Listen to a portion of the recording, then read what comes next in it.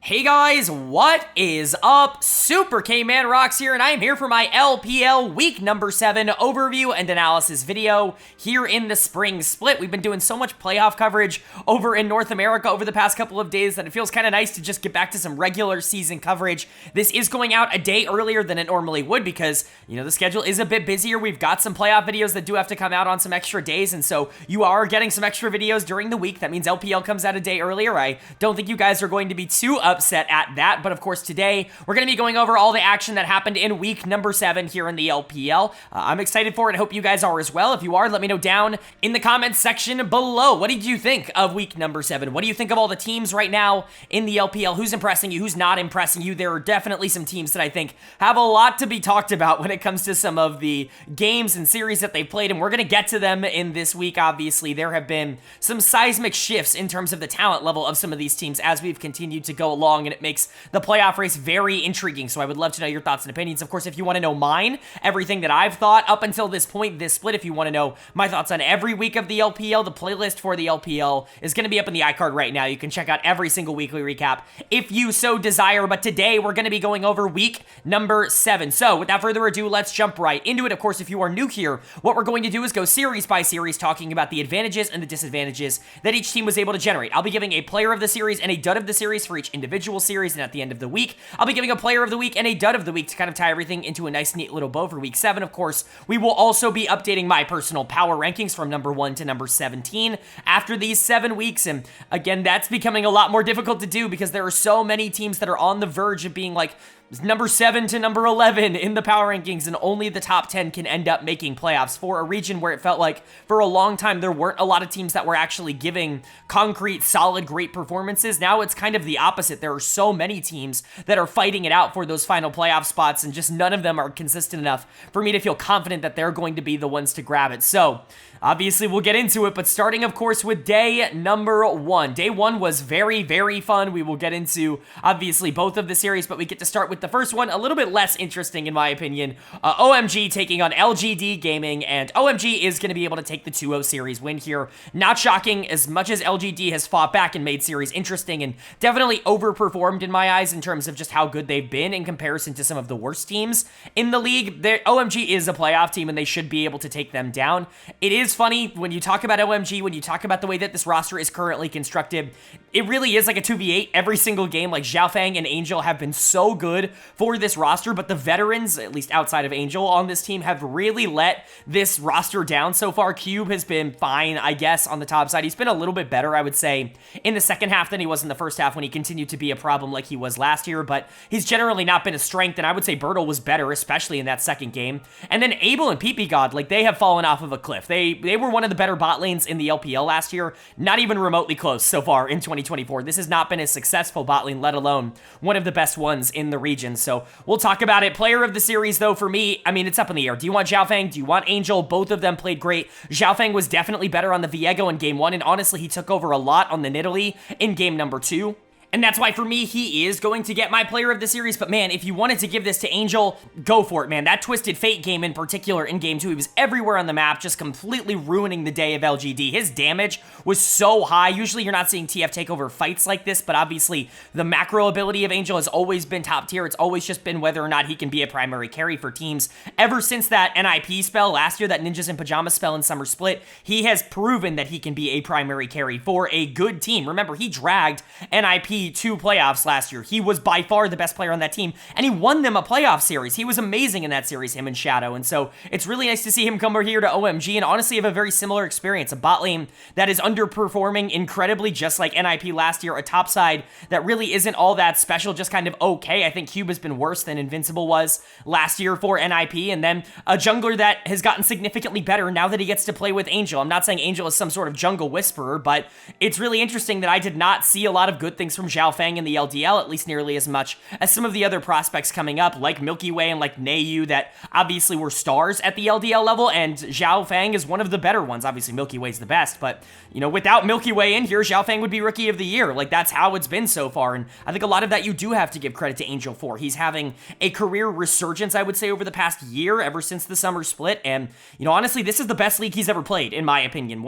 You can talk about the fact that he made World Finals on Suning. Obviously, I'm not trying to discount or discredit that, but I think he's playing individually better now than he did during that World Finals run in 2020. So big ups to Angel, but Xiao Feng has been awesome. Like I said, if it weren't for Milky Way, he would be a huge favorite to win Rookie of the Split. Unfortunately, Milky Way is probably just going to run away with that award, but Xiao Feng has been awesome for this team, has been very consistent as a carry, and really has established a lot of pressure in the mid game. He's a great team fighter as well. This series, I think, shows off kind of the multiple facets of him, because he can play the Viego, he can scale up and get those team fight resets against a Rel, where he's just more useful in the mid game, and he can also play Nidalee, where he just starts to get the macro game out of control objectives, and allow his, mid laner just take over the game. Like, both of these were really big positives, and OMG, I think, capitalized on it well. Of course, there are negatives. Abel played awful in this series, in my opinion. Man, the positioning that he has is just not good. His champion pool is also a little eclectic. We know he can play, like, Aphelios and Tristana and Samira. Like, we know those are going to be his comfort picks, but Twitch in Game 2, I just don't love it in the current meta.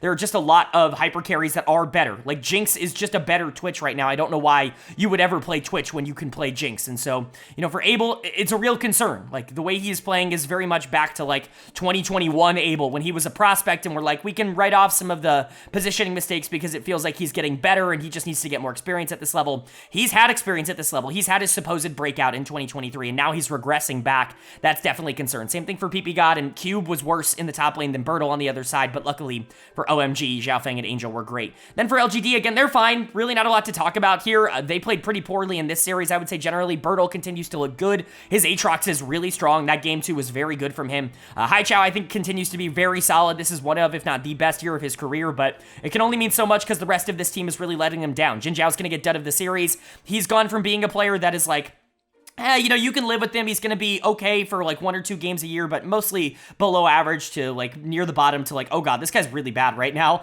He once again is having, that second half fall off that he has basically had every single split of his career. I just don't really see any reason to keep him on this team. He's been on this team for 3 years now? Something ridiculous like that. It's just, there's no point. Xiaoya is not having a good split.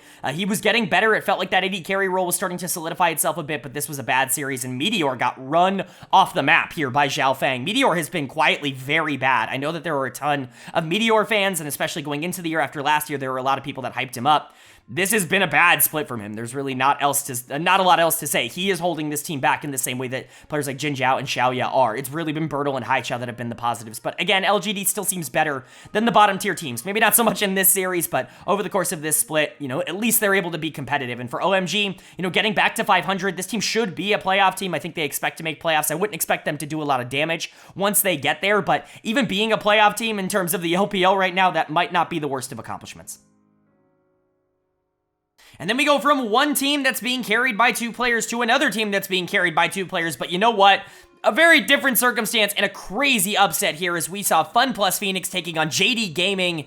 And FunPlus Phoenix not only are going to win this series, but they're going to take both games against JDG. That's only the second loss JDG has suffered all year. Their first was to Bilibili Gaming, who is likely the best team in the league and maybe the best team in the world. This is ginormous for FPX. I mean, truly exceptional just how well they played in this series. And honestly, there is really no more conversation. This team they have to be considered legit at this point. They have to be considered in the conversation for a top 4 seed, a top 4 spot. You don't just go up against JDG and 2-0 them and make Ruler and Missing in particular look absolutely garbage without being considered a good team all the way through. It's not just Milky Way anymore, although Milky Way obviously still was fantastic and he still is the best player on FPX. It's not just him that's stepping up. It's a lot of the ancillary pieces that are actually starting to play at a pretty legit level at this point. Hopefully they're going to be able to keep this up, because holy crap, is this fun to watch. Player of the series for me is not going to go to Milky Way. I think a lot of people just are going to want to give it to him, but come on, man, it's gotta go to Life. How can you watch these games and not see how much Life is doing? I feel like I have been on the front lines for Life all year long. There have been so many people talking about how bad Life is, how bad Dectum and Life are, about how bad this bot lane is, and I think that is all perception. It's all the fact that Dectum didn't play well on DRX last year and played in the Challengers League for the summer split. It's all the fact that Life was just bad for HLE last year. Nobody's watching these games. You can't be watching these games and think that Life has not been a top 5-ish support in the LPL LPL so far in 2024. He really has been that good, and I know you guys have to take my word for it because I say it every single week, but this dude just plays at a super fast and elite level. Like, his Rumble, like Rumble support, are you kidding me? Rumble Varus, it's been unbeatable. Every single time he has pulled this out, there has been nobody in the league that's been able to stop it. Look at what happened to Ruler and Missing in this game number 2. He was still great on the Alistair in game 1. This feels like prime life. This feels like what we got in 2022 on KT Rolster, what we were getting for all those years on Gen G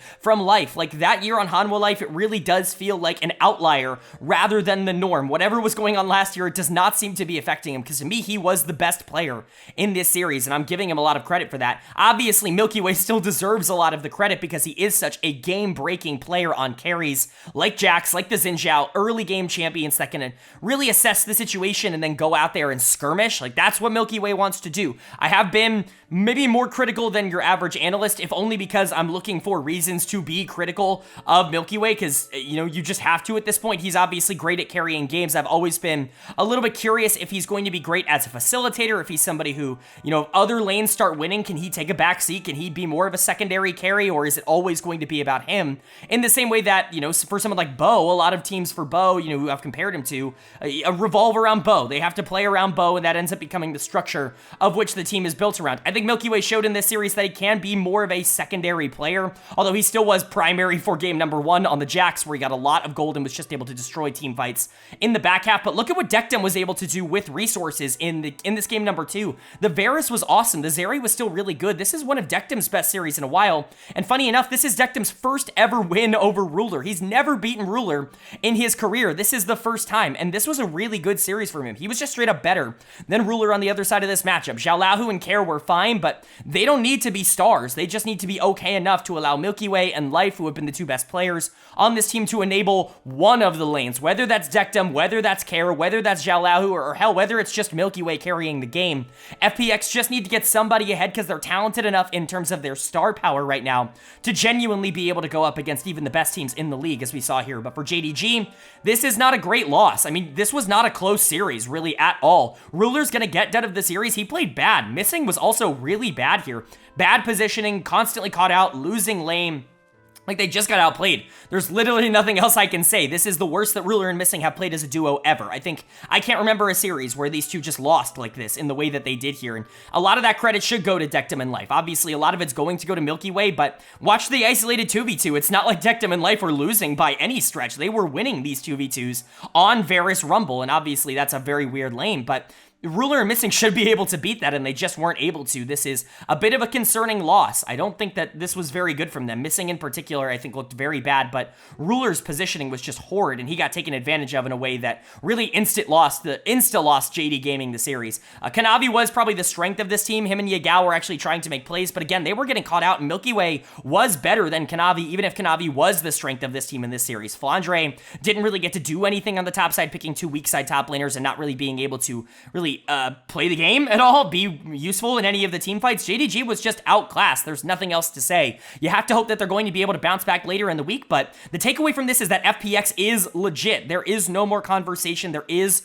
no more, you know, asking whether or not this team is going to be good enough to compete at a playoff level. They are good enough to compete at a playoff level. Do I think they're going to win the LPL? No, I still think that is a little bit of a leap too far, but this is a very good team, and Milky Way and Life both look like top-end players in their roles in the league, and if that's going to be the case, as long as you have good enough players around you, this could absolutely be a top 4 team moving forward. And then moving on now to day number 2 here in week number 7, and we kick day 2 off with a relatively interesting matchup between Ninjas in Pyjamas and Thunder Talk Gaming. And Ninjas in Pyjamas do stop their losing streak with a win here. It really felt like they were on a really bad slide as of late, but, you know, leave it up to Thunder Talk to get you back on track. This team is just not clicking in a lot of good ways right now, and honestly, this is one of the worst series they've played all year long. Typically speaking, you can at least point to one player on Thunder Talk where you're like, they played well here.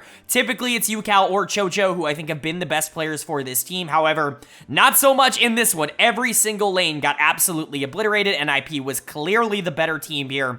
And again, this is the kind of series that you were looking for if you're a Ninjas in Pyjamas fan, because all you want to do is get back on track. You want this team to get some confidence because you know talent-wise, they should be right up there. This should be a top 4 team in terms of, what they are in comparison to the teams that are around them in the standings. Getting passed over in my power rankings for teams like WE and Invictus Gaming, like, they should be better than those teams, and they just haven't been. So getting a situation like this where they are just better, I think, is a big positive. Player of the series for me is gonna go to Rookie. I know Fodik and Juo were awesome here, and trust me, we will get to them. And honestly, Fodik and Juo have been good this split. This is one of the better splits that I think both of them have had. I was always a lot lower on Fodik.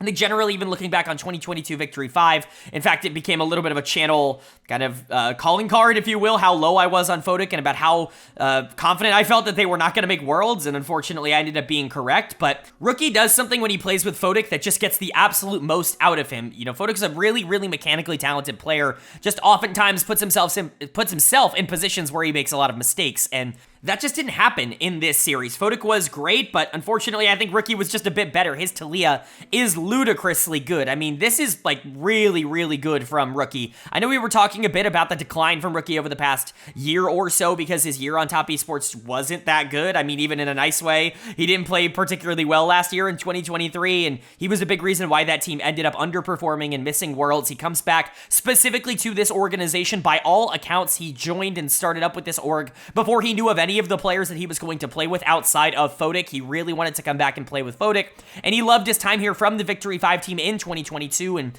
you get to build a team around him. You get Shanji, you get Aki, you get to keep Juo here, and so you're putting him in an environment that he wants to be in. He wants to be here. He made the decision to be here, and he looks completely rejuvenated because of it. UCal is not a bad mid laner by any means. In fact, he is easily the best player on Thunder Talk. He has been very consistent throughout this year and last year, and basically anytime this team has really struggled, UCal has been the shining light for that team. But Rookie made him look useless in this series. He was significantly better in both of these games against UCal, and that's just the Rookie effect. Again, his Talia is ridiculous. He's one of the best on this champion in the entire world, and there are a lot of really good Talia players, but Rookie for me is right up there with any of them. But again, it's hard not to shout out the bot lane as well. Fodik and Juo, I thought, played great. Juo was everywhere on the map, some amazing engages on the Nautilus. Honestly, his aggressive tendencies in this series were very encouraging, and I think somehow, some way, I'm a bit higher on Juo than your average analyst. I think he's an average support at this level. I don't think he's like a below average support that I think a lot of other people kind of associate with him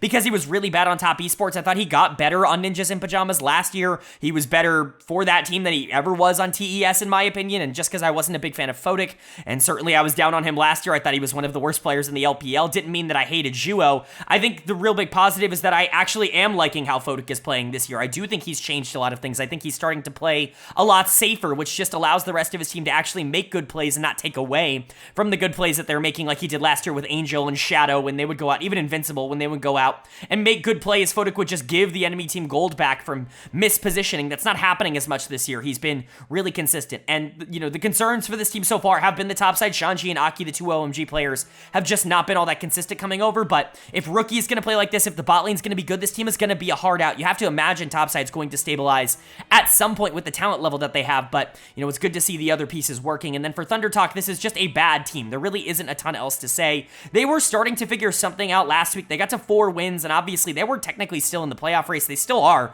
technically in the playoff race. It just would take kind of a monumental effort, especially with all the teams that are kind of around that standing right now. Unfortunately, this team just has some big holes, and wherever you want to point the finger, this series, I think, is justified. All 5 players, I think, played really bad. All 5 players were done of the series. In my eyes, I'm going to give it to Beishuan because his mechanics are just very noticeably not good. He's very passive. He's just been the worst player in the LPL. I'm a Beishuan defender, but even I can't defend where his mechanics are at. I understand the idea that people really want him benched, but we've seen what happens on this team when he is taken out. They get significantly worse because he is the only shot caller on this team. Now, maybe that's different now that Chocho is here instead of Yao Yao. I think that could potentially be a completely different story there in the bot lane because Chocho is a good shot caller, but Beishuan is just not playing well. There's really no other way to say it. Side note, see a lot of people talking about Zhao Huanggren as the replacement here. I'm going to go on this tangent every single time that I see him mentioned regularly in the LPL, like Thunder Talk post-match threads.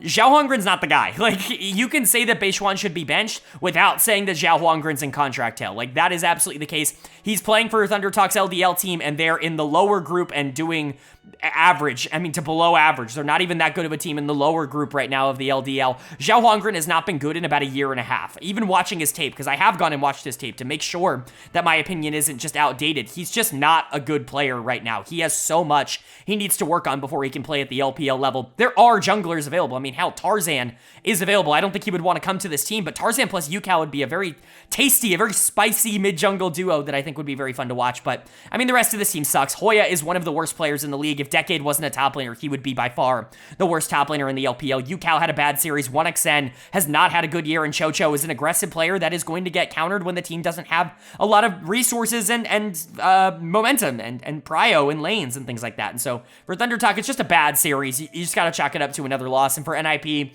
this is a good series. Hopefully this is the start of them turning things back around. I know people talked about how they just benefited off of an easy schedule at the beginning of the year, but they had some better wins than people gave them credit for, especially in hindsight with some of the teams that ended up doing very well. And so I actually do like NIP. I think they are somewhere between underrated and properly rated right now. I think they're going to be a tough out in the playoffs, and especially if this top side stabilizes, they're going to be a difficult team to face. And then moving on to our second series of day number 2, it's definitely an interesting one. It's Invictus Gaming taking on LNG Esports, and in almost a repeat of what happened last year in the summer split. And LNG is actually able to take down kind of a surging Invictus Gaming team that I think we all expected to be favorites in a series like this. LNG actually shows up and is able to win a series like this. This is, again, basically the opposite of what was happening last year around this time, where LNG was surging. They were looking really good. They had just added Gala in the summer split, and, you know, things were really rocking off, and then Invictus just randomly beat them and everybody blamed Tarzan, and now we're in the situation we are in today. But it's very funny to see LNG kind of do the same thing to IG here. I just think obviously this series was very different. This was a close series, but in the way where, how did LNG win it? Like, truly, how do you allow LNG to win game number 3? Shout out Smolder. Like, this champion's really strong. There are going to be a lot of takes online. I'm personally a little bit less ferocious about Smolder, but I understand why people are so upset with this champion. He is clearly the strongest champ in the game right now, and he does a lot of, he's inevitable. His stacking really gives you a situation where it's hard to really outplay it in the late game, even when he's down in gold. However, you should probably not draft TF, Bot, Karma, and Graves against Smolder. Like, not to be that guy, but this maybe isn't the draft I would have gone for if you are trying to shut down the Dragon in the AD carry position, because for as strong as he is, letting him get there like they did in this game, that's instantly going to be a problem. You don't really have a lot of tools to deal with Smolder in the late game at all in this draft. So I'm not going to sit here and blame draft entirely, but, you know, Smolder is beatable. We've seen that in every single region. The guy doesn't have this crazy, ridiculous win rate. It's just the games that he does win, he looks unstoppable, and he does it in pretty ridiculous circumstances. So again, I understand why people are mad. I just don't think it's as bad. I think it's hyperbole as per usual in the league community, just as it was with Zeri, you know, last year. But Gala is going to get player of the series. Like, I would be ridiculous to not give it to him. He insta-won game number 3 for this team. They do not win this series without that Smolder. Like, how do you lose this game 3 if you're Invictus? You're up like 7k gold. It is genuinely insane how much damage that champion can do so consistently. You know, some of the counter arguments are that his stuff is relatively telegraphed, and I agree from that at a solo queue level. So I don't think he's really all that strong in solo queue. But at a pro level, when you know what you're doing, when you have an AD carry who's going to be great at, you know, just positioning at a very high level, then it's going to be almost impossible to try and punish him, especially once he's already ahead. And that's kind of what we saw in the late game here. Credit to Gala, he did play fantastic, and you did have to, like, execute a lot of things as Gala in this game in order to win it. You can't just play Smolder and win the game. You did have to go out and, like, actually try and do a lot of the heavy lifting and the hard work to end up winning it, but Gala ended up doing that, so credit to him. I do also want to give a shout out to Hong, who I think is going to go under the radar for how good he was in that game 3, but really, it was Gala versus the world. Even the rest of this LNG team, I'm not super stoked about in terms of how they played, and that's indicative by the rare dud of the series on the winning team here with Weiwei getting it. I want to know in the comment section, do you guys think I'm being too hard on Weiwei? Because I know that I talked him down a bit in the preseason, and he's kind of come in and not been very good, but do you think that giving him like a dud of the game here, or a dud of the series here for this is justified or not? Or I would just love to know you guys' thoughts on if you think I'm being biased. It's always good to check whether or not you're just kind of, seeing things that you want to see, but what I'm seeing right now is just bad League of Legends from Weiwei. If anybody deserved to lose game 3, it was Weiwei. He was easily the worst player in that game. He was not good on the Ivern in game number 2 either, was really not able to generate anything. I'm just not impressed with Weiwei. I really don't think he's playing all that well. Again, he doesn't fit into this team stylistically, but it's affected him mentally, and now even the plays that he was making from a mechanical standpoint that were working, even if they weren't great for what the team wanted, now they're not even going for those anymore, and so Weiwei's just become a pretty big negative, I would say, for LNG overall. So even if the rest of the team was okay, I don't think they were perfect either, but Weiwei was clearly the worst for me, and I'm not going to give dud of the series to anybody on Invictus, because even looking at IG, I honestly don't think they played all that bad in this series. Outside of game 1, like game 1 was just a destruction. It was not close. On was in particular miserable, but Cryan, Leon, you should know me, they all got run over in that first game. You just got to chalk that up to LNG being significantly more talented, but you look at games 2 and 3, and honestly, they were the better team as a whole in both of those games. It's just Gala was the best player and the strongest player and the most important player on the most important champion in game 3, so they lost it. But you're looking at this for IG and you're really feeling like you should have walked out of here with a win going to 9-3, and I think that does change the narrative a bit. If you walk out of this with a win, I think you're looking at this team at least a little bit differently. I think you're looking at the series that On and Wink had and saying, it's a little bit better, and, you know, the TF was able to generate that early prio. You're looking at Leon in game 2 and you're saying, well, he played his signature Nidalee and was popping off, and that's how they were able to win. You're looking at 3 games of Karma and saying that Cryan can win if he's not on carries. There are a lot of takeaways, I think, from this series that change if you do end up winning it, but you couldn't get the job done. You allowed Smolder to kind of get to that state, mostly because of this draft where you just don't have a lot of easy ways to access him, especially if the Graves isn't like crazy fed coming out of the jungle. And you know me, if you watch the channel, I'm very out on Twisted Fate bot. I really love Twisted Fate in a solo lane. I think top lane in particular is really strong, but mid lane he's still very good. TF bot loses almost all of the good things that you want out of TF, and it also takes away the primary focus of like a 1-3-1 comp, which is the hyper carry in the bot lane, in my opinion. So I just don't like it. I don't think it adds a lot. I think it's one of the weaker ways you could possibly play TF, and I think On very much got punished for it by the end of the game when there just was not enough damage on IG to be able to keep up with LNG, but you know, these are fixable mistakes. I think as long as you move things around and maybe draft a little bit safer in the next series against LNG, like, you could be the better of these two teams, even with LNG walking out of here. I don't think this is awful for IG. I just think it's contextual in terms of how you want to take a lot of the lessons and resources from this. But for LNG, this is at least a win. You need these wins in order to get closer to the playoffs. It really doesn't feel like this team is in the playoff race because of this record, because of the way they've played. But this is a big win, and their schedule is not ridiculously difficult down the stretch. We've been talking about that for the second half of the year. Their easiest games are coming now, and so if LNG was ever going to go on a win streak to get into the playoffs, this is probably the best possible way to start it. And then moving on now to day number 3, our final of the 2 series days here in week number 7, and we kicked it off with a matchup between RNG and anyone's legend that RNG is actually able to win. Crazy stuff. I did not see this coming. I've been on the AL is a fraud train for a little bit now, at least since last week, because last week was miserable for this team, and honestly, like, they're just too inconsistent. I love Kale, like, I love him. I think Shanks is super good, but I just don't think that there is enough else on this team. Krako, from a game-to-game basis, you just have no clue what you're going to get from this guy. Hope is just not the kind of guy that you can expect to hyper-carry games on something like a Zeri when that thing is super meta. Same thing with the Smolder, and Harry, we'll talk about it. You know, last year I was really low on him in comparison to what you would read on Reddit, where everybody was hyping up his laning phase and talking about how he could be a really interesting prospect. I just didn't see it nearly as much because he did nothing with those leads that he was able to generate, and I think I'm finally willing to say, instead of, oh, you know, we're gonna wait on, you know, he's not playing well right now, but, you know, he's just gotta get his, you know, feet under him.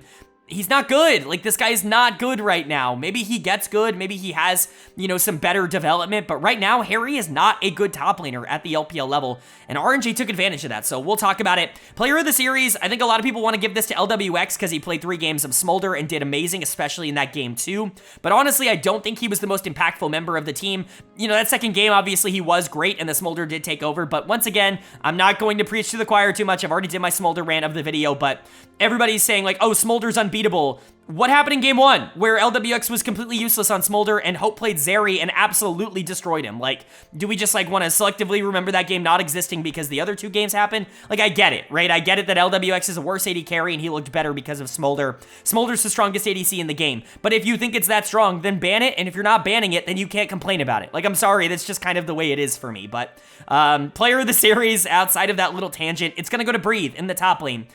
He was awesome. I mean, the individual mechanics were absolutely there. It's funny because RNG has 3 series wins on the year, and all 3 have given player of the series to Breathe. Again, I think you could give this to LWX because the Smolder was relevant, but Breathe's plays were, I thought, better for this team, and I thought he was more impactful. He was the most relevant player on the Renekton in Game 2, especially on the Camille in Game 3, where he played out of his mind very well. It's really one of the first times that we've seen Twisted Fate top in the LPL get punished in the way that it did in the early laning phase. So credit to Breathe. I really, really like the way he played in the last 2 games, even if he wasn't great in game 1.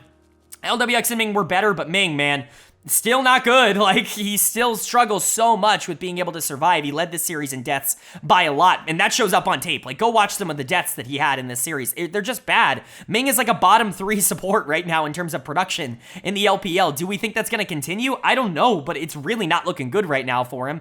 I did think Wei was pretty good here. Definitely some good engages towards the back half. Not a perfect player, but somebody that I think, you know, I'm not a fan of him, but I get why people are. And then Tong Yuan's just whatever. He was kind of there just along for the ride. It was really Breathe doing a lot of the heavy lifting and getting LWX very fed so that him, you know, Breathe and Wei and LWX could just win some fights. I think that's fine generally for RNG, but I think this says significantly more about AL than it does about RNG because this team is just not consistent. And honestly, their record is so inflated. They beat so many teams that were just going through slumps. And I think of all of the teams to call frauds, I've seen so many people mention Weibo Gaming. I've seen so many people mention Ninjas in Pyjamas. I've seen so many people mention WE.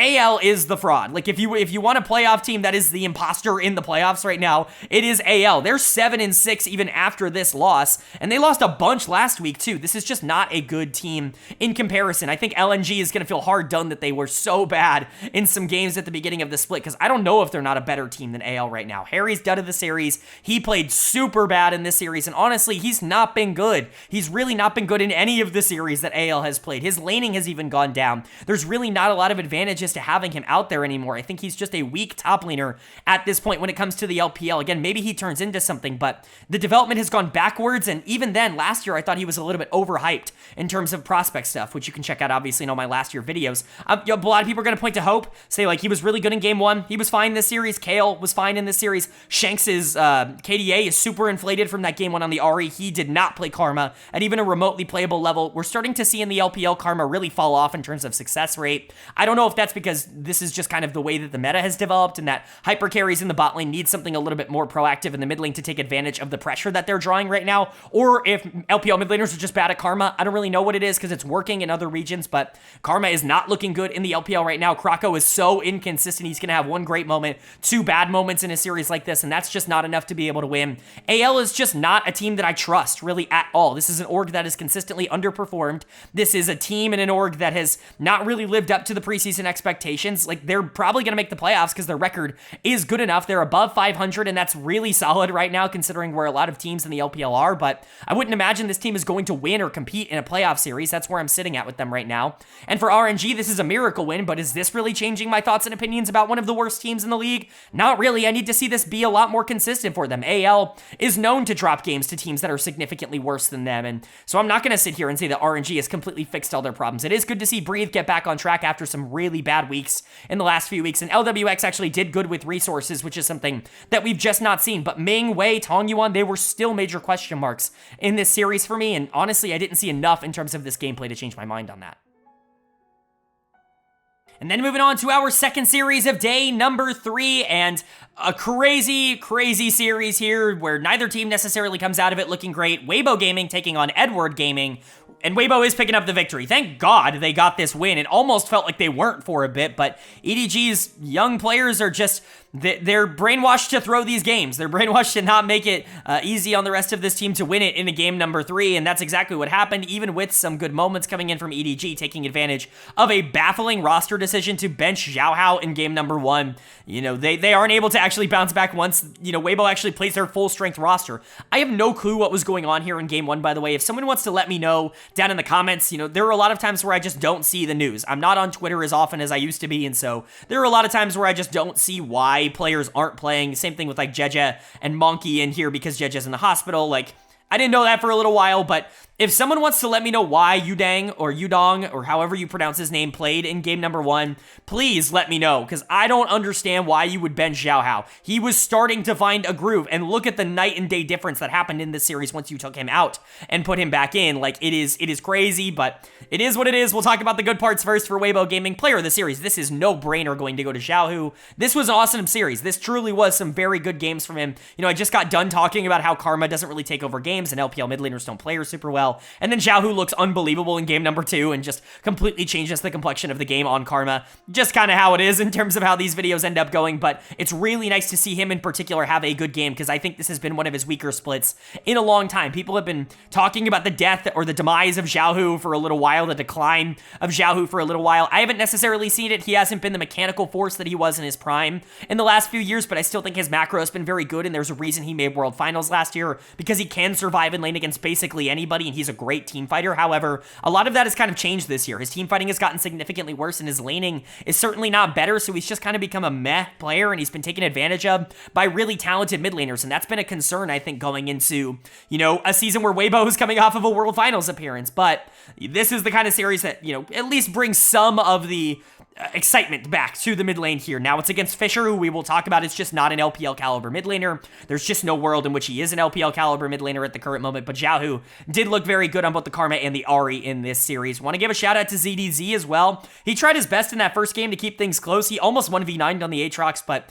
the Aatrox in game 2, the Camille in game 3, he was actually very valuable to the team in this series. Light and Crisp were fine. Usually Crisp is like the most important player to Weibo in their wins and their losses in both a good and a bad way, but in this series, at the very least, he was more of a secondary player, like capitalizing on some of the things that Xiao Hu was able to create. Again, I think TF bot is a trap, but what do I know? It is what it is. Also, shout out to Smolder in game number 2 on the other side. We'll talk about the Snake. This is how you beat Smolder. You draft Tristana, Nocturne, and you just dive him over and over again, and all of a sudden the guy can't play the game. It's almost like there is counterplay to this champion. I hate to go on this tangent, but like, it frustrates me when people look at a champion, get the perfect scenario for them to succeed, and then be like, it's broken, it has to be banned. But nonetheless, I don't want to go on that tangent again. I've done it 3 games in a row now. I don't know what's going on in the jungle. Xiao Hao was really good when he got put back in. Yudong was not good. I don't really know why you put him in the first place, but for the most part, once Weibo had their actual lineup in, they were the better team in this series. Game 2 could have been a little bit better, but again, I think a lot of that had to do with just the fact that there were a couple of, you know, misplays, I would say, in the mid game. I think that this was relatively a good series for Weibo. But for EDG, they're just bad. Like, even with the win here in game 1, they took advantage of a substitute. They got to play through the Snake, who I think has been steadily improving. If you're looking at one player on this team that has gotten better as the split has gone along, the Snake is definitely the #1 candidate for that. Monkey, I think, is also kind of interesting, even though he hasn't gotten better. He just has good games and bad games. But man, Fisher, Vampire, they're just not LPL caliber players. Like, there is no universe in which you can watch this series and think that they are LPL caliber players. It's funny, because it felt like T1's, like, academy was bulletproof for so long. It felt like anybody who came out of there was instantly given a job and was often considered, like, the next big player in their role. Basically, no matter what they were doing in the Challengers League, what they were doing in Tier 2, if you came out of the T1 system, you were going to be a star. And now I think we're slowly realizing that, like, the success rate is not actually that good. I mean, take Zeus and Owner out of the equation. Like, who else in the world right now came from T1's academy that actually is, like, a starting caliber player anywhere? Fisher is a good example of somebody who is not a starting caliber player, who was hyped up so much because he came from T1. Similar thing, obviously, for Closer, in my opinion, over in the LCK, who's constantly been overrated because he was from T1, but, you know, I digress. Fisher's not good. Like, at this point, you just have to accept it. I don't know if you want to play out the rest of the split with him in the mid lane. I don't know if you even have anybody on your roster that you might want to replace him with, but he is just awful. Even if his scoreline doesn't look bad, go watch this game. He's so scared. His plays that he does make are horrible. His mechanics, his positioning, it's just bad. I don't know if it's mental at this point. He had a couple of good games in the middle of the split. This was not one of them. And Vampire's been bad the entire split. I mean, this has been, you can make the argument he has been the least mechanically intensive player in the LPL. Just has never been an LPL player. Like, we knew that going into the year. Like, this guy barely ever played at the LDL level. And, you know, you can get away with that if you're a top tier, like, solo queue superstar like Sheer was for JD Gaming. It's like, okay, well, I trust that org's, you know, judgment on whether or not to start this. But Vampire was a reactionary start because they lost Mako way too late into the free agency process and had literally no other support on roster. And so all of a sudden, boom, Vampire has to come in, and he's just not good enough, not ready to play at this level. This team has never, I mean, Ale also played bad. I want to point that out. Ale's been their saving grace, their only good player, and this is one of the worst series he's had in a while. And so, you know, it is what it is for EDG. It's just a disaster of a year for them. But for Weibo, at least they were able to pick up the win here. It would have been a disaster if you lost this, but I don't know what you're tinkering around for. You need to find some level of consistency. That's been the problem for this team. I think switching up the roster is only hurting your long-term projections. At least Xiao, who started to play better in this series, even if it was into a mid laner that's really struggling, and hopefully he can keep up that momentum as they continue to go forward.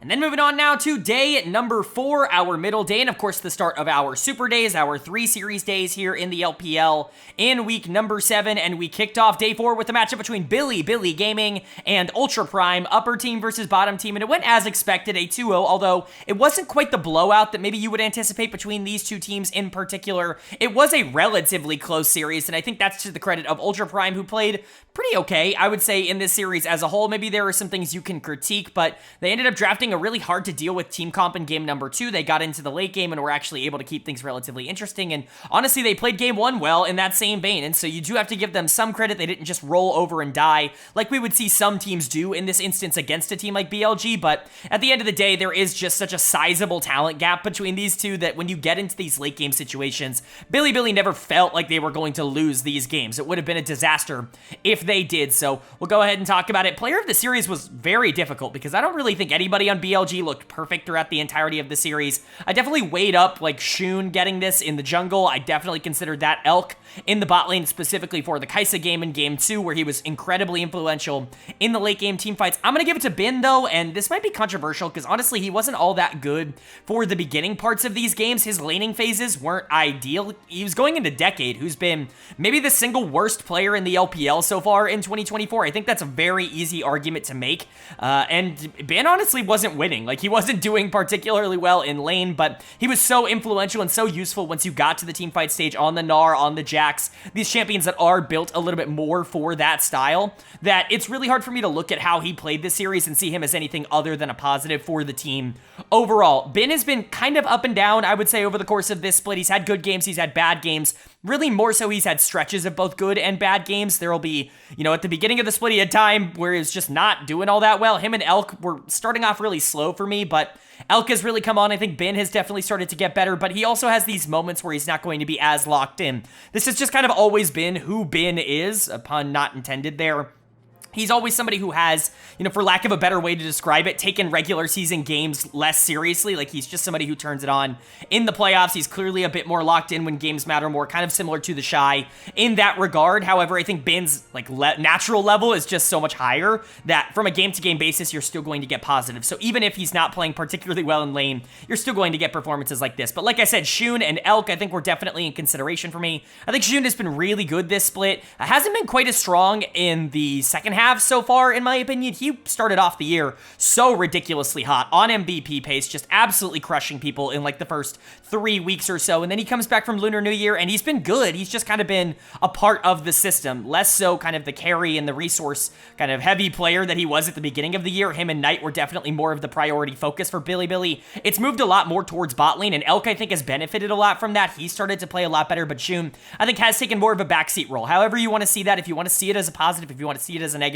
it's just kind of the direction that BLG is going in. But Elk has definitely, I would say, like, really succeeded because of it. He had a really slow start to the year. His mechanics were not doing well, but honestly, it was that JD Gaming series that really turned him around, in my opinion. That was his first real big breakout series of the year, and ever since then, he has not looked back. He's been the Elk that he was last year, and that's all you really want to hear. This has once again been one of, if not the best bot lane in the world so far in 2024. They've been that good, and they were good here too, although credit to Doggo and Jway, they did their best to try to keep the series close. So Bilibili looking fine. Maybe you would have wanted a more dominant series win, but again, maybe they weren't taking this series all that seriously. It is Ultra Prime after all, but for Up on the other side, again, not too bad. Like, you maybe could have expected this team to get beaten even worse considering their talent level compared to a team like Bilibili, but they played relatively okay in the early game. I think that there's a lot to like.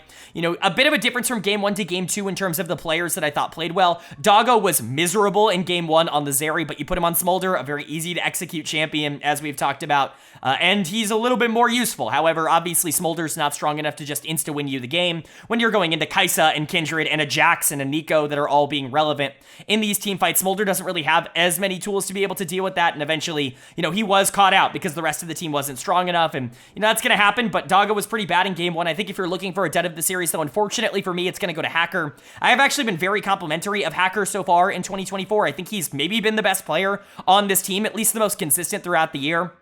Unfortunately, that wasn't the case here. Didn't really feel like he did anything on Xin. On Wukong, just allowed Xun a lot of pressure in the jungle, and that really, I think, hurt Ultra Prime, especially as we got later into the game. You need to be a bit more aggressive, and honestly, that's something I've been praising him for over the course of this year, so it's sad not to see it here. But yeah, Decade was honestly fine in this series. This is maybe the best series he's played all year, because he went up against Bin and actually won in lane twice. I know it's Renekton into, like, Jax and Gnar, but still, like, you gotta go out there and perform, and Bin's not the kind of player that's just gonna roll over, although sometimes he is, but Decade still played well. Congrats to him. Yuakai I thought was better. Got to play Ahri in game 2, something that I think is more up his alley than the Karma that they've been sticking him on over the last couple of weeks. And Jway was significantly better in this series than he has been. I was really high on him as a prospect. Hasn't exactly looked very consistent at all, really, in the LPL, but, you know, I think the hype is still kind of there, especially if the situation were to get better around him in terms of the teammates. And so, for Ultra Prime, I think it's fine. You lost this series, but you're not going to freak out over it. For Bilibili, it's fine. You won this series, and maybe it was closer than you would have wanted it to be, but you're not going to freak out over it.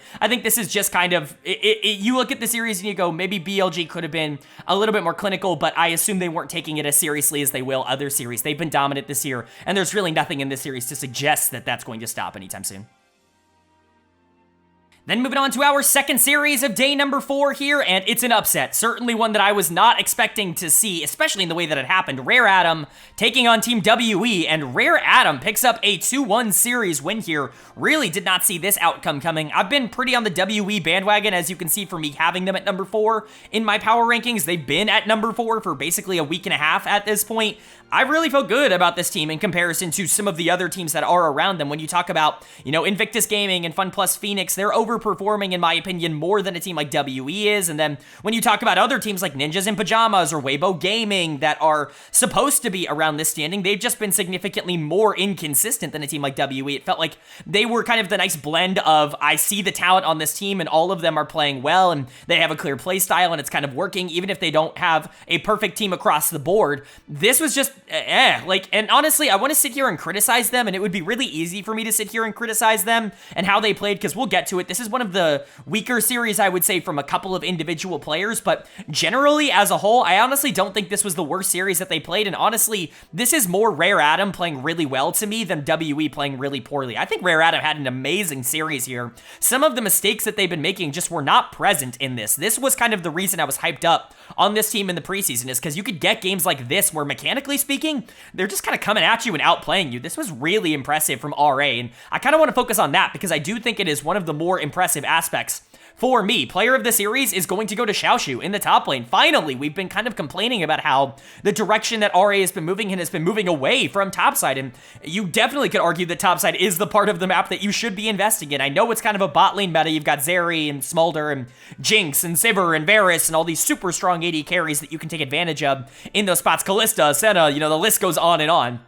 But Xiaoshu's the guy on this team, at least in terms of what I want to see as a resource carry. My concern with him has been that his 1v1 laning has been significantly worse, but my remedy to that was start investing into him as a carry, start giving him opportunities, get him ahead so that he can start playing the late game team fights a little bit more consistently. And I really liked him last year, and this is what happens when you actually invest into him. Very similar to what we've been talking about with Wayward on the other side of this matchup, who's had the most player of the series of anybody in the LPL for me over the course of this year. He's gotten so many resources from WE, and he's done really well with them, so like, it kind of takes away some of the negatives. It kind of masks some of the mistakes that players like that are going to make. And I think Xiaoshu showed that here. He was able to get ahead and he was able to really take over. Now, it wasn't just him. Credit to Nayu. I thought Nayu actually had a phenomenal series. And realistically, I think he also deserves player of the series. This is probably the best he's played in the LPL. He's really struggled to kind of get off the ground. And of all the junglers that were supposed to break out as rookies this year, you know, with Milky Way and Zhao Fang playing really well, I thought Nayu was going to be that guy. I know I say it every single week, but really this was my pick for Rookie of the Year, and it's just not come to fruition. RA's had a ton of struggles, but it's nice to see him actually have a good game. Now, Hang has definitely been the weakness for WE over the course of this split. That's not even remotely debatable, and so Nayu being able to kind of take advantage of him, it's not super surprising, but it's good to see. Vikla had a very good game 2 on Ahri, even if he was a bit more hit or miss, especially in game number 1 when they lost. And Assume and Zora were there. I don't think they really did anything all that extraordinary. Assume just kind of played safe, and Zora was maybe a little bit over-aggressive at times. I'm not a huge fan of either of these two, specifically Zora, but topside was definitely good enough for you to be able to win, and RA had a very good game plan, and I'm really happy to see them do that and also execute on it. But for WE, not a very encouraging loss, and it's not like your schedule is going to get a ton easier from here. This is really your last easy series of the year, and you were kind of taken down in it. A lot of people are going to sit here and blame Prince. I understand why, because him coming back into the team has certainly made their cohesion and just their overall structure a bit worse, and a lot of that can be blamed on Prince, but we'll talk about him in a second. I'm going to give Dud of the Series to Wayward. This was the first time this year where he felt outplayed, and obviously I'm a Wayward defender. I've gone to bat not only this year, but the last 2 years about how Wayward is just better than people say he is. Like, you can talk about how he's not a top 3 top laner in the league or something like that, and obviously I don't think he's a top 3 top laner in the LPL, but people have been talking about him like he shouldn't be starting in the LPL, and that's always been absurd. Even on top esports, his track record was just better than that. He would win probably about 75 to 80% of his matchups 1v1. It's just that those 20% that he would lose would be very noticeable because nobody else on that team was losing all that consistently, and so it was a little bit more scapegoaty and easy to point out that his losses were impacting the team than maybe it was for some of the other players. But, you know, coming over to WE, he's had a great year. This is really the first sign that that inconsistency is still there. He's basically been perfect, in my opinion, up until this point, so I'm not going to freak out. It's really the first time this split that he's played poorly, but this can't become a trend for him. He is somebody who has gotten a little bit worse as time has gone on, in terms of, like, he always starts splits or starts his time in splits a little bit hot if he's inserted in the middle of the year, and then kind of just regresses back to normal typically, and that's not really what you want to see for WE. He's been a primary carry for them. Hang got completely out jungled. That's kind of been a regular trend, I would say, over the course of this split. Hang has just taken some major regression steps. I think jungle as a position has gotten stronger in the LPL this year, and I think Hang, you know, due to that, has dropped down a lot in terms of priority. And again, a lot of people are going to blame Prince, but I think a lot of the problem with Prince is he's clearly playing scared, and we've talked about this all year long. This bot lane looked so much better with Stay in because it allowed a Wandy to be a lot more aggressive, because Stay had been playing a lot more aggressive, but it's very weird. Prince is a player that I wouldn't necessarily say is a passive AD carry. That's not what he was in the LCK, and that's not what he was in the LCS. I don't know what has happened this year coming over to the LPL, but you put him on a hyper carry, you put him on something that needs to generate his own leads, and it just doesn't work. Like, he's not playing well in those circumstances. Maybe Stay just has to come back in. I love Prince, but it clearly feels like his mental is shot. I don't think his mechanics are shot. His mechanics were good in this game. It's just the mentality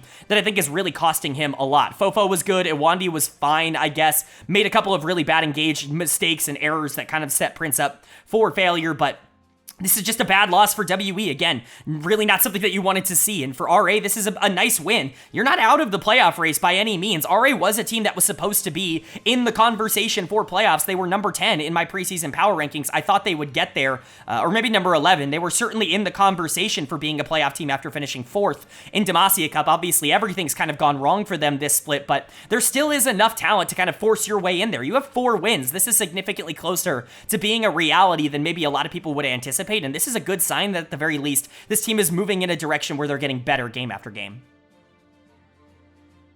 Then moving on to our third series of day number 4 here, and it's a top of the table clash. 2 of the best teams in the league going head to head. Top Esports taking on JD Gaming.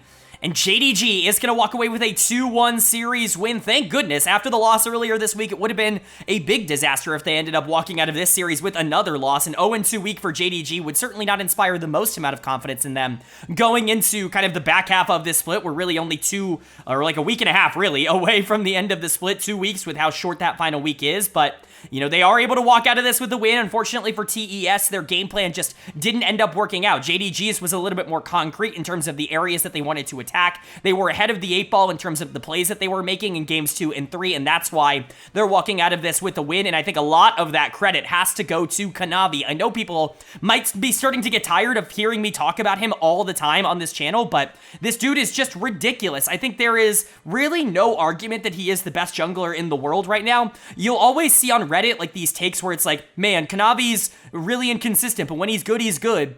I get that he has like games that are average, but like if your bad games are if Kanavi's bad games are what you're worried about, that's like the best that most other junglers have over the course of a year. This is what Kanavi does on a regular basis. He now has, or is tied for, the most amount of player of the series of anybody in the LPL alongside Milky Way and Wayward. Very funny company there, but Kanavi's been terrific and he's been the best player on JD Gaming. We can talk about how good Ruler and Missing are, but we saw what happened when they lose earlier in the week. This isn't always the most consistent, and top lane's certainly been a little bit interesting to watch. It was great in this series. We'll talk about Sheer when we get into him. He came in the top lane. They're kind of switching out, seeing which version of this team they want to play with, but Kanavi to me has very clearly been the best player on JD Gaming, and this was another example as to why. Very talented early game player. The mechanics on Lee Sin are amazing, and when he has a lane that he just wants to take over and destroy, he's going to do that. They lost game 1 through top lane, through 369, just getting a little bit too strong on the Renekton, and Kanavi for the rest of the series said, I'm not allowing that to happen again. I'm going to go top over and over and over again until 369 can't play the game anymore,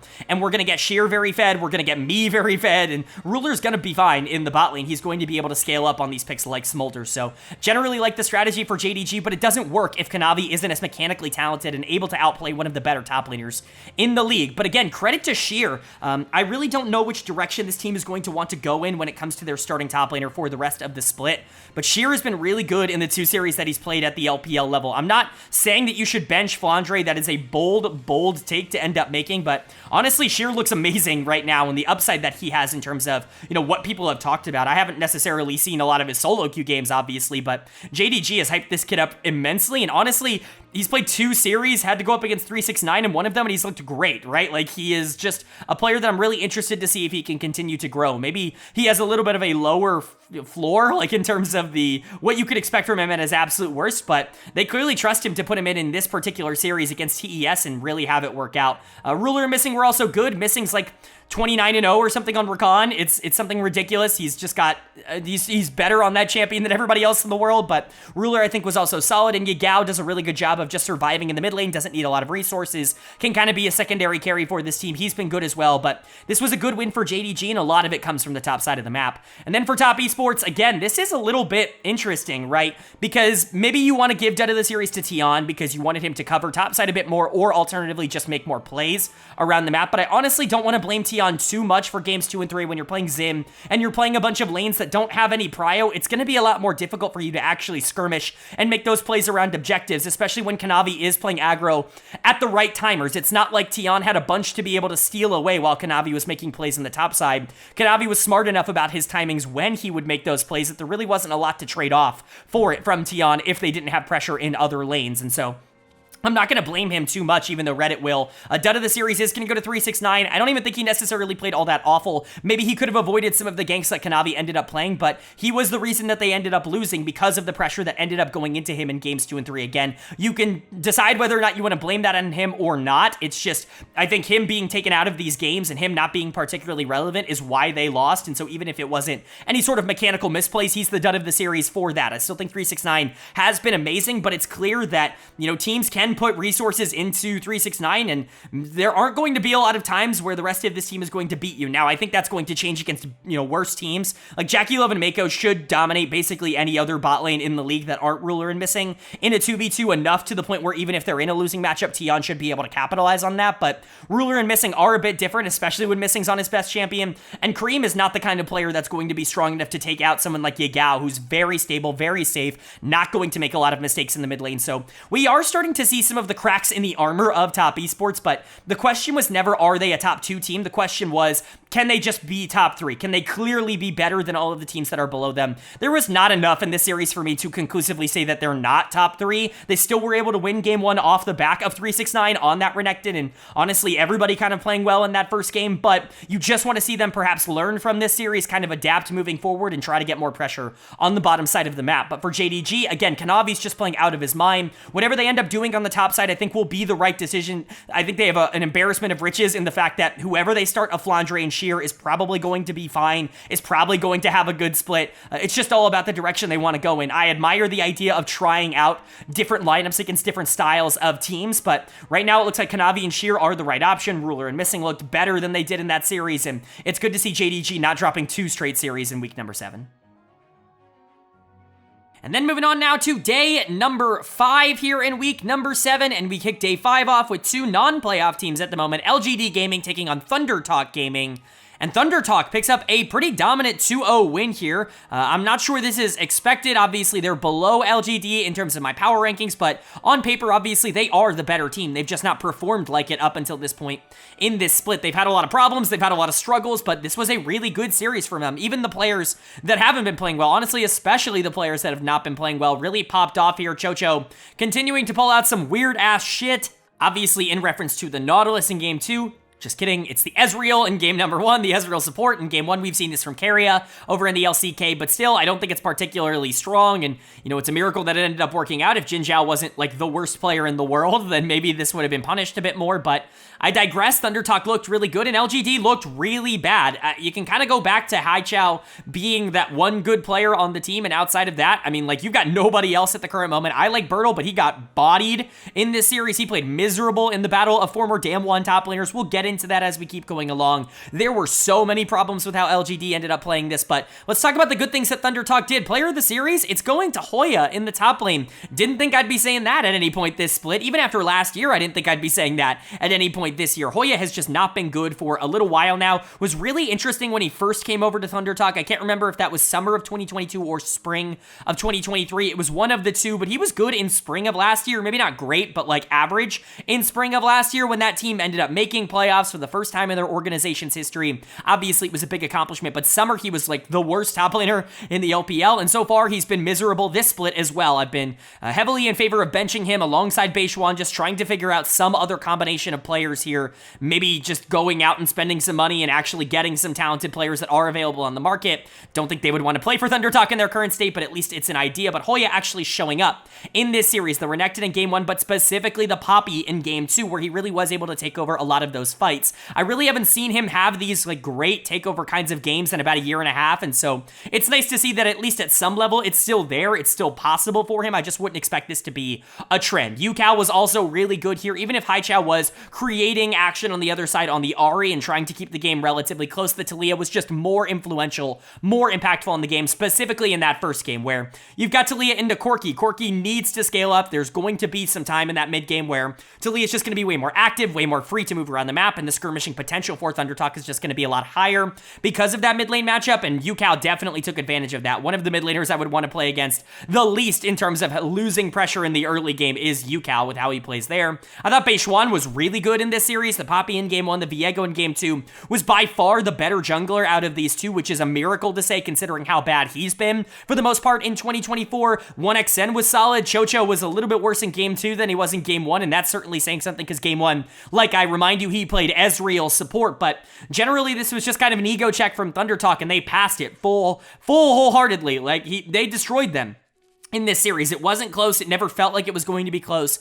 You know, credit to Thunder Talk. Do I think they're a playoff team? Probably not. I feel like they're still on the outside looking in. It feels like a top 11 that's all kind of fighting it out for 10 playoff spots, but Thunder Talk does at the moment, at the very least, seem like the best of those bottom teams around the number 12th in the league, because LGD was there in my power rankings, and they just got absolutely slaughtered here. This team just has too many noticeable problems. The consistency of them is just not good. We can talk about how there have been good games from Bertle and Haichao in particular, but Bertle was awful in this series. I mean, he got run over by Hoya, and that is a disgraceful thing to say. I know these two used to scrim all the time. Maybe Hoya knows something that we don't about how to take care of Bertle in lane, but golly, this was awful. He deserves dead of the series, but to me, Meteor deserves it even more. Meteor has been really bad this split. Like, almost at a win trading level. He's just not making any plays. He's not even attempting to try to do anything. He got his signature pick in the Kindred, or one of his signature picks in the Kindred here in game number 2, and did absolutely nothing with it. Played so slow, so passive. Even when you've got a Kalista, you've got an Ahri, you've got an Alistair, you've got a Cassante, you've got tools to make plays. And yes, all of them were losing. I'm not trying to take that away, but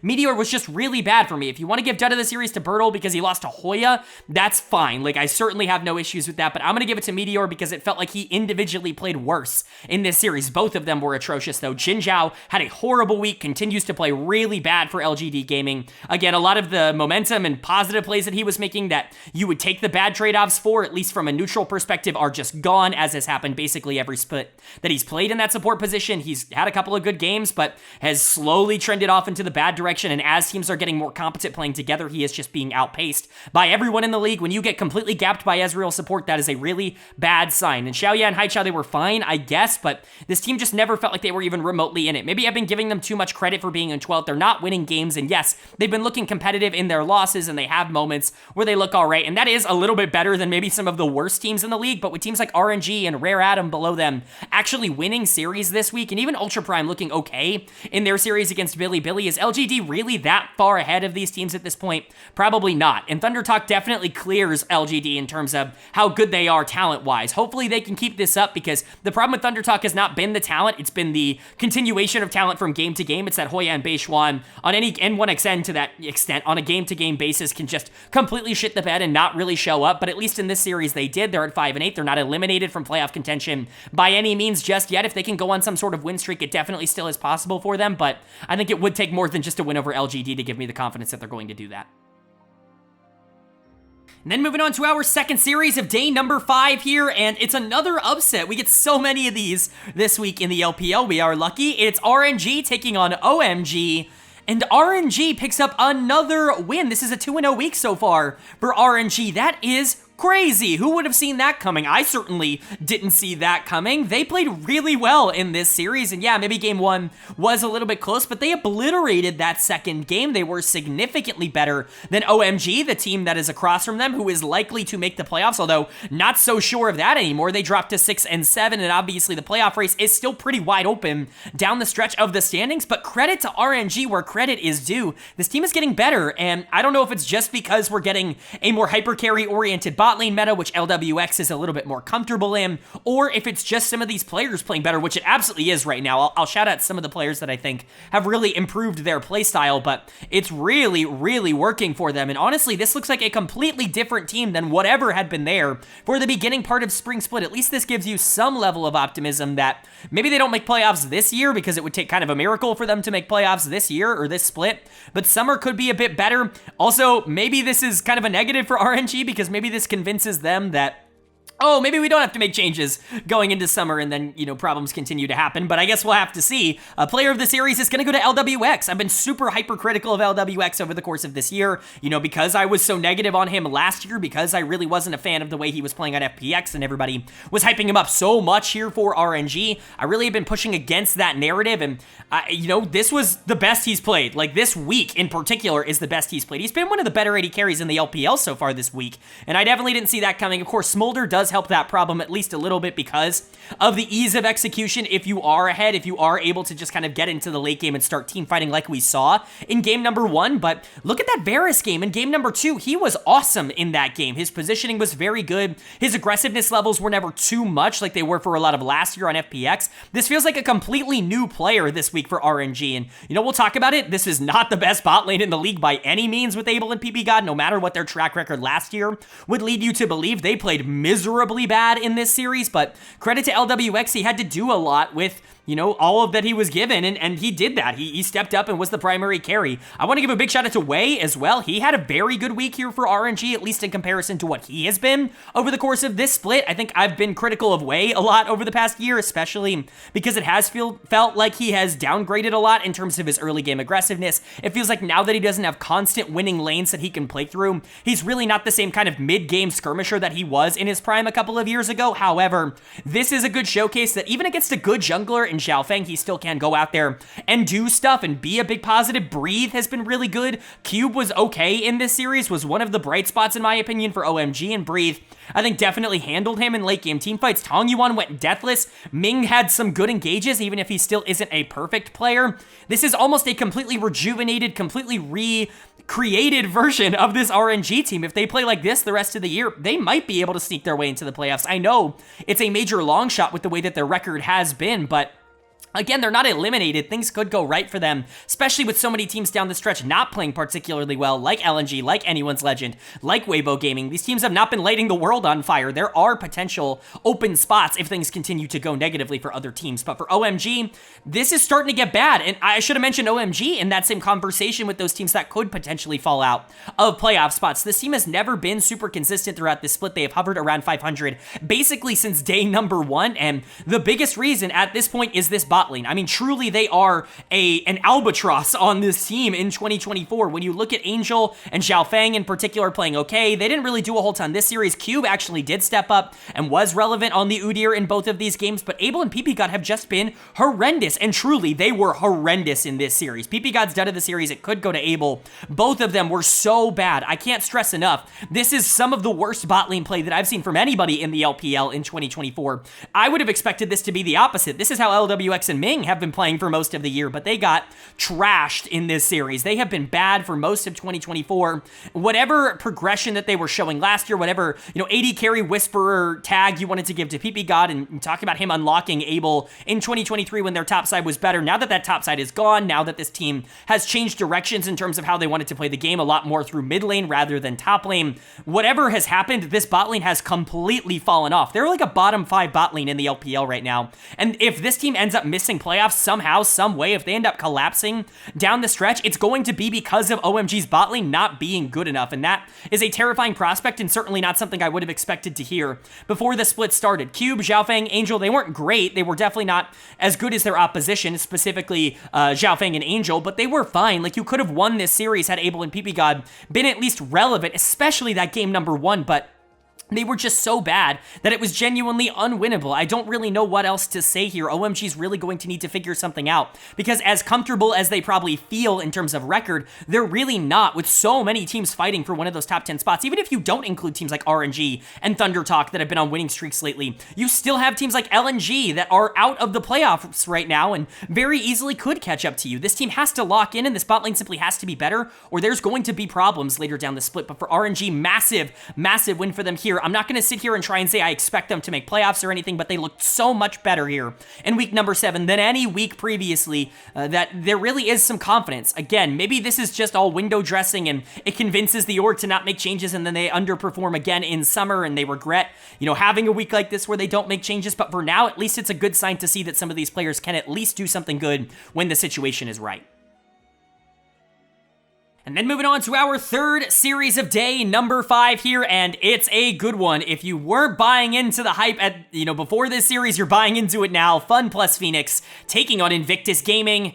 FunPlus Phoenix pick up a strong 2-0 win. They dominated this series. We got 3 kind of dominating series here on day 5, but yeah, if you're not buying into FPX at this point, I'm buying into FPX at this point. This is a top 4 team. Until someone proves to me that this isn't a top 4 team, this is a top 4 team. They have beaten everybody that has been in their way at this point. They're now sitting at 9-4. Almost all of those losses coming at the beginning of the split. Right now, they look incredible. They look unstoppable. And for a while, the reason I was not necessarily willing to kind of buy into the hype, not willing to put them so high in terms of my rankings, was because it felt like it was all coming through one player in Milky Way. It felt like the rest of the team was kind of lagging behind. Maybe not so much Life. I've always been on the Life bandwagon so far on FPX, but Care, Dectum, Xiaolao, they just weren't impressing me in the same way that I was being impressed by full teams around them, like Invictus Gaming, their opponent in this one. But to see the entire team step up and just kind of dominate a series like this against a team that has been very hot leading into a series like this outside of the LNG one, this is massive. I mean, this is a defining series for FPX to kind of prove that they are here to play. They are here to show up. Do I think that they're a title contender? I still think they're a little bit away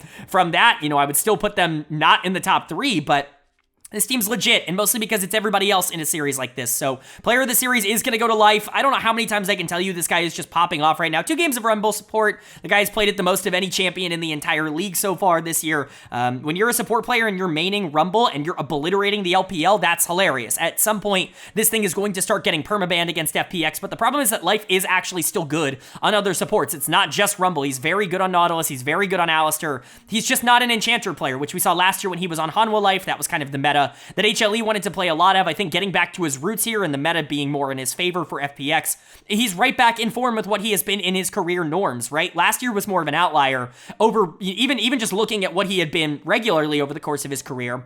This is more of what to expect from a player like Life, an upper tier performance as a support. Dectum was awesome in this series as well, though. The Ashe, the Jinx. When you're playing Ashe Rumble, it's really hard to actually kind of deal with that, and I think Dectum looked amazing. I think his week in general was really good. Week number 7 was a very positive one for him. Zhao Lahu destroyed You Should Know Me in the isolated 1v1. There have always been games that Zhao Lahu has looked good in, but I think with the team getting more confidence around them, it's nice to see Zhao Lahu stepping up. Care obliterated Cryan in lane in the isolated 1v1. Really, it didn't allow him to do anything, even on champions like Nico. That should generally just be relevant basically no matter what ends up happening.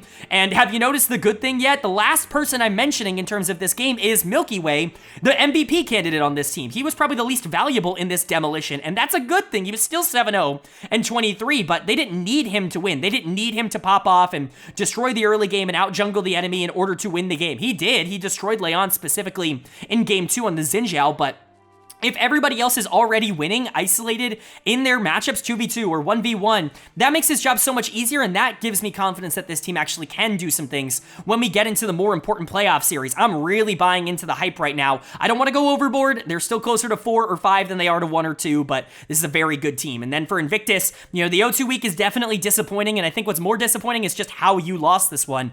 Absolutely destroyed. I mean, again, not a particularly close series, and I'd like to be able to point to 1 or 2 lanes that ended up failing them like I did for OMG last series where the bot lane was just not good enough, but that's not what happened here. Everybody lost across the board. It just wasn't good. Dud of the series is pretty easily going to go to Cryan in the mid lane for me. I don't think he's been nearly as effective over the second half of the split as he was over the first half. We were talking about IG and about how their game plan revolved so much around the plays that Cryan was able to make on champions like Nico as a primary engage threat when they were overperforming at the beginning of the split. They moved away from that into Leon being the primary facilitator, creator, just responsibility guy on the team for Invictus, and that's helped them. Leon is a good player, and he's doing well with those resources. However, Cryan, I think, has definitely started playing worse because of it. He's always been a bit more of a resource-heavy player. We saw that on RNG when he wasn't getting resources. He wasn't performing as well. Even on Ultra Prime, he wasn't performing as well when he wouldn't get those resources, and so when you see a game like this where he's just losing 1v1, where the Nico is useless, where the Karma is useless, it's not a good look. It's just not a very good series for him overall, but Leon got trounced specifically in that second game on Volibear. You Should Know Me was never in this series against Zhao Lahu in terms of the laning matchup. He was never even remotely on the same page. On and Wink were not good. Dectum and Life had so much more pressure because of that rumble in lane, and they played the 2v2 better. It just was a bad series for Invictus. I wish I could sit here and point to individual plays that lost them the series, but they just weren't as good as their opposition, and that was abundantly clear. I'm not going to freak out about this team, but this isn't the first time we've seen this team start to struggle a bit more when they play tougher competition towards the end of a split. The same exact thing happened last year. Now, they fell off of playoffs because of it last year. That feels almost impossible. It's technically not impossible, but it feels almost impossible this split so long as they don't just completely collapse. But I'm not sure I'm going to have the same kind of confidence in this team going into the playoffs as I did, just a couple of weeks ago. But for FPX, it's the opposite. I have so much more confidence in this team right now than I have really at any point this year. It's not just Milky Way. Life has been one of the best supports in the league. He's going to be in the running for an all-pro conversation for me. Dectum has been really good over the past couple of series. Zhao Lao, who is starting to figure things out. Care, who was awful at the beginning of the split, is starting to figure things out. And of course, you still do have Milky Way, who is an MVP candidate. So FPX really looking amazing. This team is very, very terrifying. And if they can keep up this kind of performance, they're going to be elite.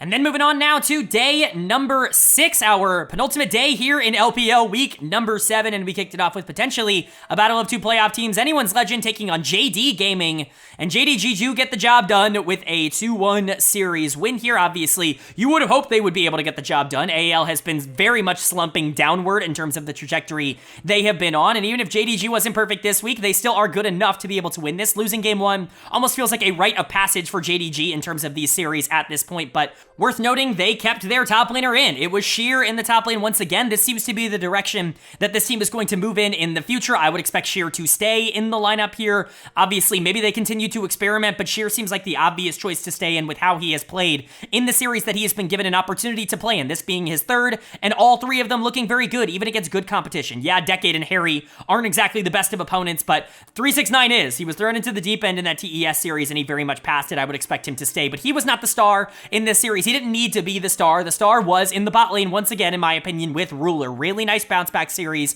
I wasn't worried that Ruler was going to be a problem, but you know, when you see a player like him, a player of his caliber, get destroyed like he did early on in this week, you just want to see him bounce back. You want to see him come out in the next couple of series and play a hyper carry and just win games for his team, and that's what he did here in Game 3 on the Zeri. I think you could give a big shout to Kanavi. You know I'm going to give a big shout to Kanavi because he has been so good for this team over the course of this split. You look at Games 2 and 3, he dominated those games on Lee and Vi, but Ruler was the most important game in that, or most important player in that third game, and I really do think you have to shout that out. But Ruler and Kanavi, definitely the most important players for JDG as a whole. They're used to playing through bot lane. Kanavi is used to getting early advantages, especially against a jungler in Krako, who is certainly not in the best form at the current moment. If you're looking for things to get concerned about when it comes to JDG, Yagao had a couple of very head-scratching plays in this series. I'm going to chalk that more up to the fact that not every player is going to play well every single game. Like, you're going to have some natural variance, especially on JDG, that just generally has some natural variance. But I don't like Annie. I think Annie's like super overrated in the meta right now, and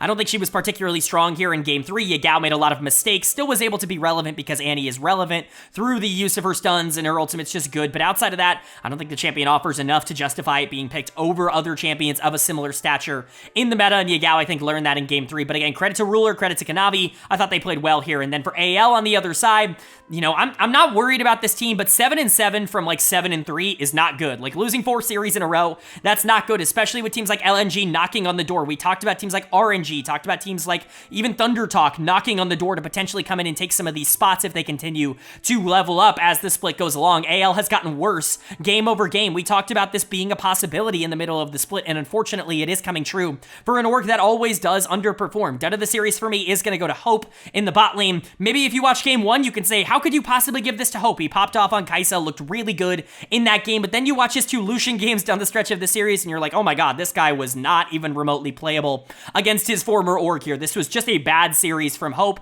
in the games that they lost. I think you could give some of the blame to Kale, but really, this was Hope that I think was making a lot of the mistakes. And also, Kale was significantly better in game number 1 on the Rakan, where he was awesome. He was able to create a lot of advantages for the team. Krako also continues to concern me in terms of how he has been playing. We talked about him as this feast or famine jungler, somebody who is going to have some good games and some really bad games, and you just don't really know what you're going to get from a game-to-game basis, similar to the player on Live Sandbox that replaced him in Willer, but actually, no, he just has a lot of bad games right now. I know the competition has been tough, and it's not always been the easiest, but Krako has not had a good series in about 2 weeks, and that is definitely something that you should be concerned about. Harry is just nothing on the top side. This guy is just not good, like I talked about earlier in the week, and Shanks had a good game number 1, but I think that KDA is definitely inflated. Maybe he was about as good as Yagao, because I don't think Yagao played particularly well in this series, but Shanks wasn't exactly putting on his carry pants. This isn't exactly one of those circumstances like he had on WE, where he was playing well, and the rest of the team was so bad that he just couldn't carry. This wasn't a great performance from him either. I'm just not sold on AL. I don't think this team is particularly good, and I think if things were a little bit different in the beginning part of the split, I don't think they would be a playoff team. You know, we're going to get to the power rankings, but a little bit of a spoiler for them. I don't think AL is going to end up in my top 10 in terms of the power rankings once we get into that at the end of the week. I don't think they're playing like a top 10 team right now. I think this bot lane is too volatile. Even if I think Kale is playing well, I think Krako is certainly volatile. Topside is a weakness, and Shanks has been really good, but he's been playing worse as of late and certainly isn't taking over games in the same way that we're seeing the best mid laners in the league do for these kinds of teams. And so, yeah, I'm a bit concerned about AL right now, but I'm not super concerned about JDG. There's going to be some reactionary takes that JDG should not be a top 2 team because of the way that they played their first series, but I think everything they showed over the course of the rest of the week, the TES series, the Anyone's Legend series, it's clearly enough for me to say that I'm willing to consider that an outlier until they show that that's going to be repeatable. Now, I hate the fact that they have to lose at least one game every single series that they play. I hate that that's become a recurring trend for them, but at the very least, they're able to win the series as a whole, and that's really all that matters. When you have Ruler and Kanavi playing as well as they are, specifically Kanavi, in my opinion, a young stud top laner in Sheer and missing, being one of the best supports in the world, Yagao, like this team is good enough to be top 2, and even a loss earlier in the week isn't enough to change my mind on that. And then moving on to our second series of day number 6 here. It is a good one. One team that is fighting for a playoff spot, the other not so much. LNG Esports taking on LGD Gaming, and LNG pick up yet another win. They move to 6-7, and this playoff race has become significantly more interesting now that LNG is involved. This isn't a particularly big upset. This series wasn't particularly close. They were definitely the better of these two teams, which they absolutely should have been. EDG has been a disaster over the course of this split, the worst team in the LPL, I think, in my opinion, and in basically everybody else's opinion up until this point, but at least there are positive developments being made by LNG moving in the right direction to show that maybe they're starting to figure something out. I still don't think the playstyles mesh entirely well. I still don't think it's fair to just sit there and complain about mechanics when it comes to this team when it really is a playstyle problem, but at least those mechanics are shining through against teams that they are just able to outplay. There are a couple of positives to take away from the series. Player of the series for me is going to go to Scout. Really happy to see Scout have a good series. Now, again, it's against Fisher, who has been a disaster in the LPL this split. He's really not been able to keep up with anybody, but at the very least, we saw a series where both Weibo and Scout were actually playing well, and that has not happened at all this year. Usually, even if one of them plays well, the other is doing something that just doesn't align with the playstyle of the person who is ahead, and so they end up just losing a lot of that pressure. They end up not being able to translate it into anything and losing those games, and even in the games that they win, it's usually through one of them and not both of them, but both of them did play well in this series, and maybe it's because they're going into Monkey and Fisher, who are just not good players and just were able to be outskilled in the circumstance that the playstyle didn't really matter. They just had so many resources that it didn't really matter what they did with them. That's definitely a possibility, but at the very least, it's nice to see that against players that are worse than them, they are able to both do well. They are able to both generate those kinds of leads, so that's a positive, and Scout, I think, did a lot on the Ahri in particular in game number 2, but Weibo was great, especially in that game 1 on the Maokai. He had a lot of jungle pressure, and doing that into Graves isn't always the easiest thing in the world. I think Maokai's really good into Graves, if only because you're going to be so useful in teamfights, and you do have that point-and-click lockdown if he does get super far ahead, and you don't really have a lot of other tools to be able to win fights here if you're EDG in that game 1 comp, and so credit to Weibo for executing on that, but, Maokai, Volibear, these aren't champions that he played a ton of over the course of his career, over the course of last year. Definitely more of a Xin Zhao player, a Viego player, that kind of style, so it's nice to see him play into that as a tank engager and actually do well. That's a progression that we've seen from Weibo. I thought Gala was really good this week. Gala just continues to look solid when he's actually able to get resources. I don't blame any of this on him. Hung was awesome in this series. I think he's honestly going to go underrated for just how good he was in these 2 games. Again, it's against Vampire, who is the worst support in the LPL, no questions asked, but still, he's been very good over the past couple of series. Just in general, this team has looked way better ever since putting him back in over Mark, and Zika was also very good on game number 1 on the Cassante. It just kind of was a good effort from LNG. This is kind of the version of the team that I think we kind of expected at the beginning of the year. Even with the playstyle differences, we thought they'd be able to work it out and use their mechanical advantages to be able to get leads. This is what we all thought was going to happen. Obviously,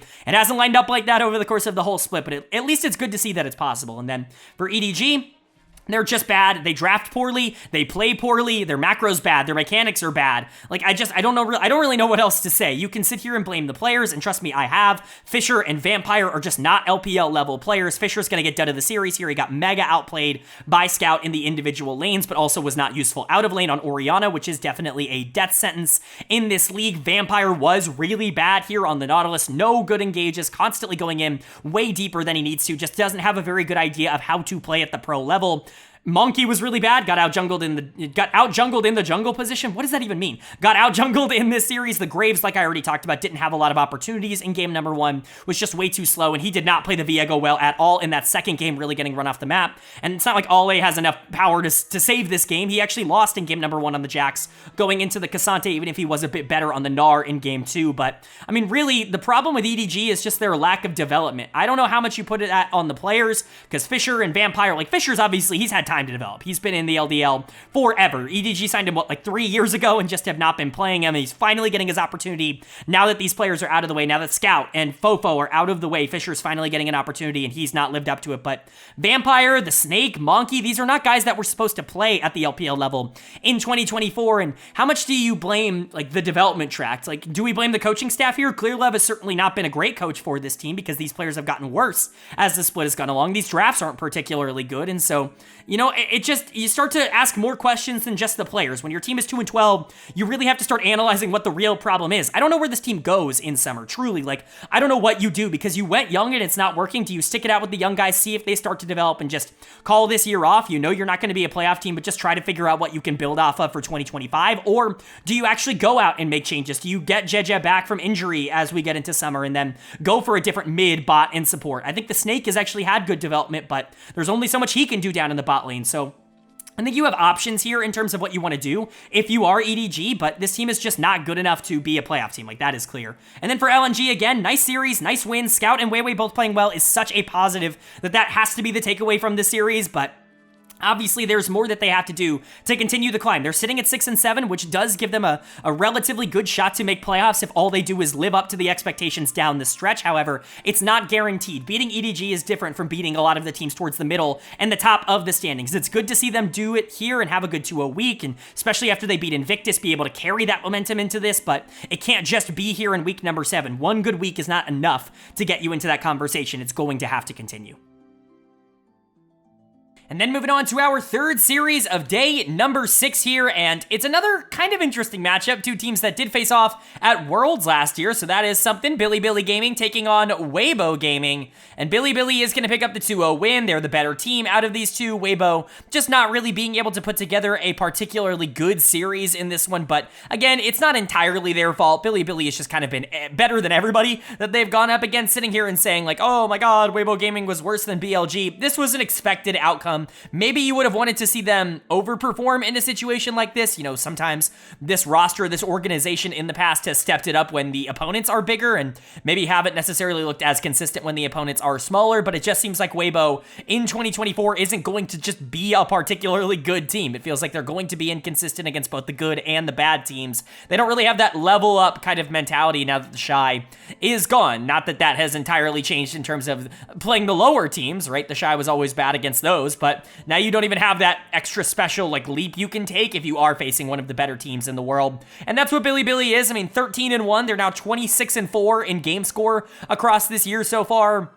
Really, what do you want me to say? This team has lost 4 games so far in 2024. It's like the middle to the end of March, and this team has lost 4 games. It's just ridiculous how good they have been, and it's everyone. There's not one particular player that you can point out and say, you're the only player playing well. It's everybody on the team that's just destroying right now. But one thing is for certain after this series, you cannot give Knight Ari. I mean, how many times do we have to teach you this lesson, old man? Knight's player of the series. I can't reasonably believe that any team in their right mind would let him have this champion when she still is strong in the current meta. Weibo in game number 1 did the right thing in taking it away, but if they didn't feel comfortable taking it away, they should have just banned it for the second game because Knight on it is just an auto loss for anybody that goes into him. He really is that good at that champion. He's been amazing this year.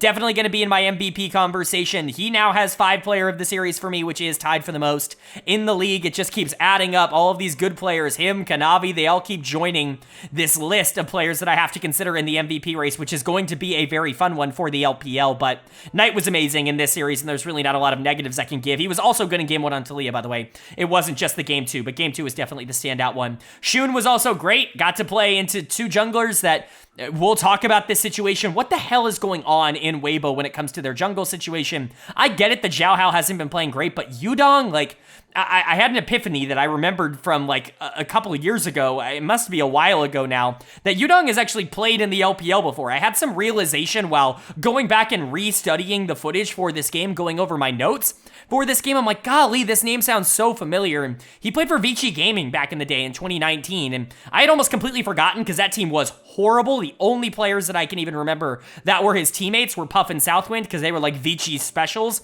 back in the day, but I couldn't tell you who was in top lane. I couldn't tell you who was in mid lane. I have literally no idea who was on that team. Maybe it's players I know now. They were just bad. I remember them being awful, but again, what is the point of playing him? We'll get into that a bit more, but Shum made quick work of both of these junglers who were just not good enough to be switched in and out. Like, Xiao Hao has lost all sorts of confidence and all sorts of momentum, I would say, going into a series like this, and he got obliterated.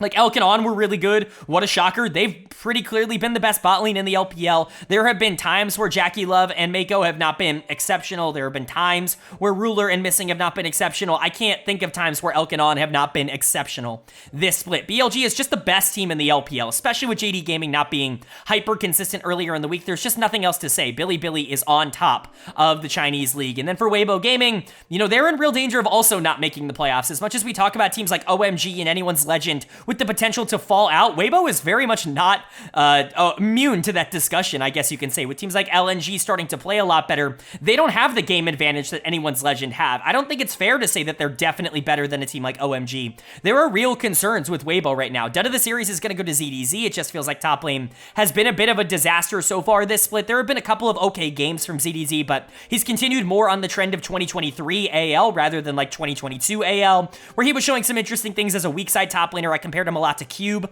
you know, 2 years ago, but last year he was bad, and this year he has also been bad. He was brought in presumably to keep synergy with Xiao Hao in the jungle, but you're not even playing him anymore. I don't understand why Yudong is in. You can say what you want about Xiao Hao. Obviously, I'm very high on him, but I understand the idea that he's not played perfectly over the course of this split. It does nobody any good to be flip-flopping jungles mid-series like this. Like, we talk about Flandre and Sheer for JD Gaming coming in and out, and I praise that, but it's for a completely different reason. It's because JDG's floor is already locked in. You don't need to build this momentum and this confidence. If you play one of those guys, you can still reliably count on the bottom half of the map to be fine. You can't do the same in the jungle for a 6 and 7 team. I'm sorry, it's just not the same. It's not the same circumstance, and this team is struggling because of it. I'm not saying they only lost this series or they only weren't competitive in this series because of that, but how do you look at this and say that putting Yudong in is going to help this team? I can't reasonably believe that that is something that should even be crossing Weibo's mind. This is an egregious error in terms of management, in my opinion, and I think it's really costing them. Crisp was also not good. Light did not have a good series. Xiaohu got really outplayed by Knight. It's not like anybody on Weibo played, but I can't imagine the communication and the confidence of this team is doing well with players coming in and out of the lineup. And, you know, if they don't figure something out quick, it's going to be bad. They're 500 in terms of game score. They're below 500 in terms of series score. That's a disaster. 6 and 7 is a really scary place for them. And then for Bilibili, again, nice win. You're at 13 and 1. You've locked yourself in pretty deep into the playoffs already, but we're at the point where if this team doesn't win the championship, if they don't get the #1 seed, that's a disappointment. The expectation is not to be relevant. Bilibili has exceeded those expectations already. Their expectation is to be the best team in the LPL and the best team in the world, and at least right now, they are on good pace to do that. And that's going to bring us to our final day of action here in day number 7. Again, as per usual, thank you guys so much if you made it this far in the video. I know the LPL is a marathon and not a sprint, so if you made it this far, I really, really do appreciate it. But let's jump into that 7th and final day, starting with game number 1. And kicking off our final day was a matchup between Ultra Prime and OMG. That OMG is going to be able to take 2-0, and this team is allergic to being anything other than 500. They have to be 500. They're 7 and 7 in series score. They're 16 and 16 in game score. It's just how this team has been all split long, even coming out of weeks. As long as they haven't played an odd amount of games, this team has been at 500 for the entirety of this split. It's very, very funny to watch, but they do get the job done here against Ultra Prime, which obviously would have been bad if they didn't, but it wouldn't have been entirely shocking if they didn't. Ultra Prime's not one of those teams that you can just you lose to. They're bad, but like Hacker, Yuakai, Doggo, Jue, like they have pieces that you can use to win. Unfortunately, none of them played particularly well today. I think this series was significantly worse for them than Bilibili earlier in the week, where they actually did look relatively competent. This was not one of those experiences. They just kind of got outplayed and beaten by OMG, who was better. So let's talk about it. Player of the series for me is going to go to Cube in the top lane. Good job, Cube. I mean, this is the best series he's had in like at least this split, at least this year. 2024 has not been a particularly kind year to Cube, who has been a really good top laner at the LPL level in the past. Maybe never an elite guy, but someone that you would consider a very good weak side top laner for teams like Rare Atom in the past. He's been able to do well in terms of the standings. I think back to, I believe, that Rare Atom team that got third. What was it, 2021, 2020? One of those years where Fofo was like an MVP candidate. Leon was really breaking out as a starter for that team. That was a very weird year, but Cube did really well in the top lane in that season. He continued to be a good weak side top laner, but he's fallen off, I would say, in the last couple of splits. Has not been a good weak side top laner, has not really been good with resources either. It's just not been good isolated in the 1v1 at all. And this is kind of a breath of fresh air for how Cube has been playing. I know it's Decade, and I'm really not going to try to overthink it, but Decade looked okay earlier in the week against Bin, of all people. And so, Cube should be at least below Bin. Unfortunately for Decade, that was not the case. Cube showed up and kind of dominated this series. The Cassante, the Renekton, both of those games were very important towards what OMG were doing. I think it was actually a really good week for top laners, and Cube was a part of that. Abel and PP God also, I've been ragging on them all week, all split really, just talking about how much they've regressed from last split, how much their individual plays have been worse, and about how their positioning's not as good and their macro is not as good, and nothing is really working, but credit where credit's due. This was a good series for them, one of the rare good series that they've had in recent times. At least they've shown that they can still do it. They didn't actively win this series for OMG, but I don't think they win it if they're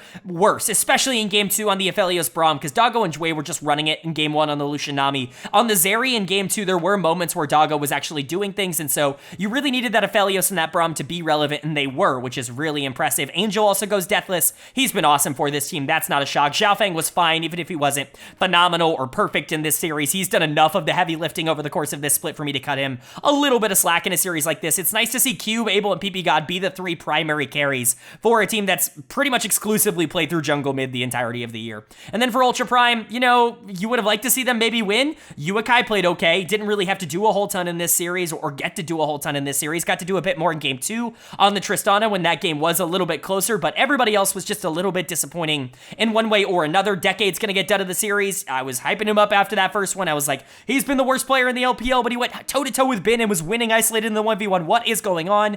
Here's the real Decade. This is the more accurate version, I think, of what we expected to get from him. One of the worst top laners, in my opinion, the worst player in the LPL right now. Again, very similar to what BuBu was for WE for so many years when they just refused to get any different player in the top lane. It's a very similar feeling right now with Ultra Prime and Decade. I think this team could actually win some more games if it weren't for him in the top lane, but Hacker just kind of running in on Maokai and dying at Baron multiple times. Not great. Doggo and Jway making some ridiculous decisions, getting overcaught in game number 1 over and over and over again on the Lucian Nami. They were definitely better on the Zeri Nautilus, but they weren't good in game 1, and that definitely held them back. Uakai did some stuff this series. I guess there were some interesting plays, but for the most part, he just kind of stayed out of danger rather than making actively good plays, and if that's the highlight of your team in a series like this, that's not a particularly good sign. Just in general, Ultra Prime is not good, and I think this was one of their weakest series that they've had in a little while. Typically, you're at least getting a performance out of Hacker. That's somebody that you can kind of rely on to at least stay relatively stable in the early game. That's not what you were getting here. Ultra Prime just looked bad. They're 2-12 for a reason. This is not a team that I would expect to be able to go head-to-head with OMG, even if OMG is underperforming. And, they're not underperforming in a series like this. 500 is maybe about where they should be in terms of how this roster is constructed. I guess people just really wanted more consistency out of them. They're beating teams they shouldn't beat. They're losing to teams they shouldn't lose to. They're kind of just a weird team to talk about, but at least they were able to take down an Ultra Prime team that's only been able to manage 9 wins across this split. Up until this point, it's nice to see it come from Cube and Abel and PP God, the players that maybe haven't exactly been the best for them. There are definitely some positive takeaways from this, even if this doesn't entirely change my perception on OMG. And then moving on to our second series of day number 7 here, and it's kind of a good one, a pretty good back and forth series between Rare Atom and FunPlus Phoenix. FPX is going to be able to take it. This isn't a huge surprise, but RA did put up a good fight here, and honestly, this team looked pretty good this week, especially in comparison to some of the other teams that are around them in the standings. Yes, we've seen teams like Thunder Talk and RNG actually also have pretty good week number 7s, but RA's actually kind of in that group as well. I think they definitely overperformed expectations for me this week. A couple of players really feel like they're starting to find their groove again as we hit the back half of this split, which might not matter for now because this team is 4-9, and obviously they can still make playoffs, but, it's going to be a lot more difficult. But, moving into summer, it's going to be kind of an interesting conversation to have which direction this organization is going to want to move in, and I think that conversation has gotten more difficult because of the fact that they are playing better now. But for FPX, they were definitely the better team in this one. They played really well as a unit, and I think, again, the most important thing that I can point out for this team and and for the future of what they could accomplish over the course of this split is it's not just Milky Way. I know the conversation and the perception of this team has been it's just Milky Way, and honestly, for the middle of the split, it kind of was. It was Milky Way and Life, and that was really it. Dectum was kind of struggling in the bot lane to maintain any sort of consistency. Kair was just straight up bad in the mid lane, and Zhao Lahu was certainly not a great top laner, and so you were worried that while they did have some talent that was really clicking and really working, did they have enough firepower to actually be able to compete with more complete rosters? And the answer to that has been a resounding yes as we've continued on with the split, which is obviously the most exciting thing that you can say when it comes to FPX. Player of the series for me, and this one is actually going to go to Dectum, which I definitely think is going to surprise some people. I think Kair is the really obvious choice here for that Aurelion Sol in Game 3, even for the Annie in Game number 1, where he was really influential in both of those games, but I think Dectum was maybe more influential in game number 3, in particular on the Varus, where he just was teamfighting at a super high level. His positioning was elite, and honestly, over the last 2 to 3 weeks, he's been really good. I know he started off a bit slow, but ever since this team has started to pick up some steam, he's started to play with some more of that confidence that we saw from him on Nongshim, on Damwon from the past,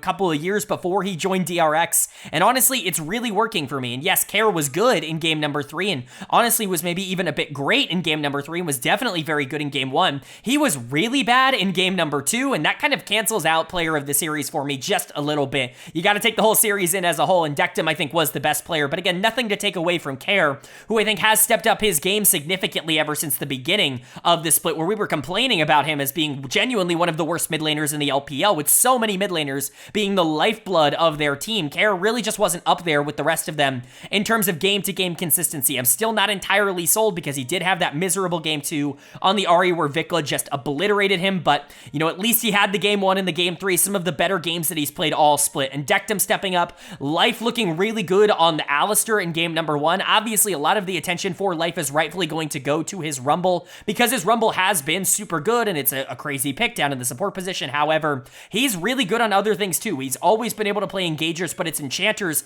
that I think he actually really shines on. Go look at his Lulu games. They are very, very good from back on his KT days. He had one earlier this year that I thought was really impressive. Life is somebody that I expect to continue to be one of the best supports in the LPL moving forward, and if Dectum can step up like he did here to kind of match that energy, that's big. Zhao Lahu dominated the top lane matchup like Xiaoshu, and he was fine for the most part, but Zhao Lahu was definitely better in terms of the 1v1, and again, for the second series in a row, Milky Way is probably the least interesting member of FPX in terms of the performance he actively put out on the Rift in this series, but that is a good thing overall, because it shows that the rest of this team is good enough to be able to win. FPX is legit. We have proven it once again. And then for Rare Atom, they are about as good as their record would say. I was going to say better than their record, but I don't think that's necessarily true. This team is very talented. They just have not been able to put any sort of macro together for longer than just one game in a row.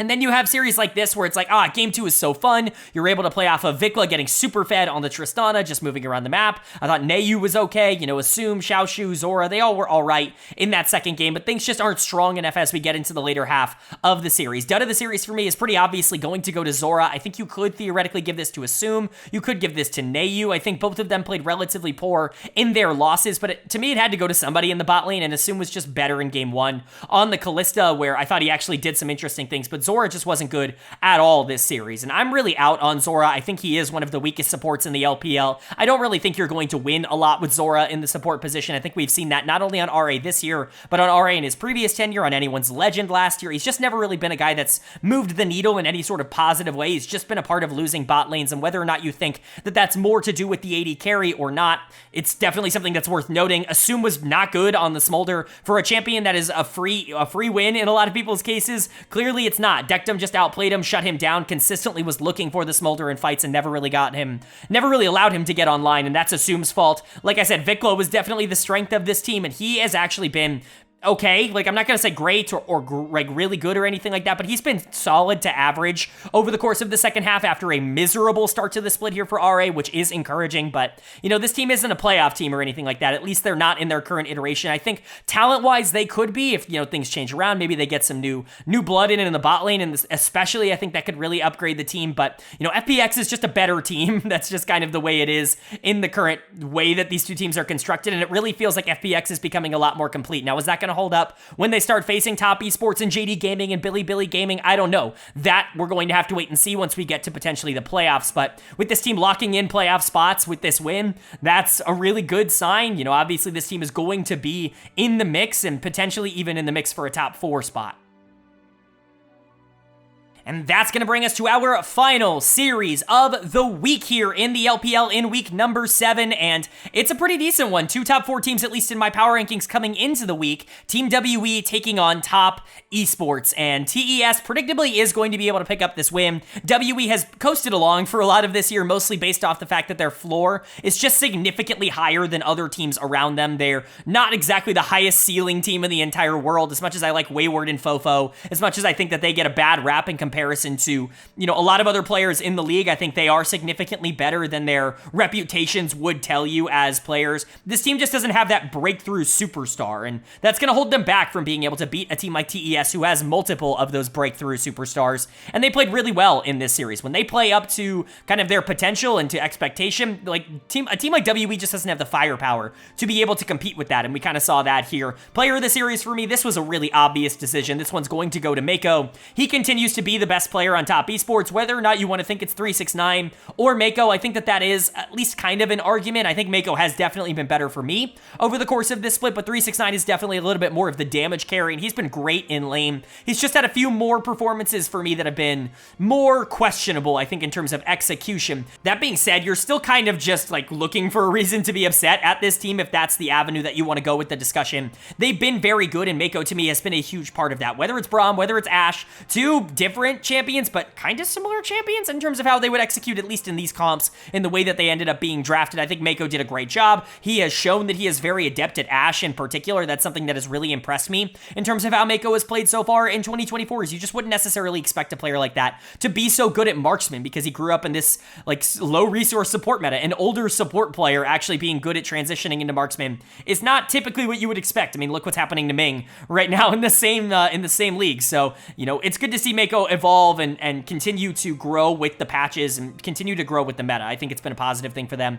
I think Tian was also pretty good here.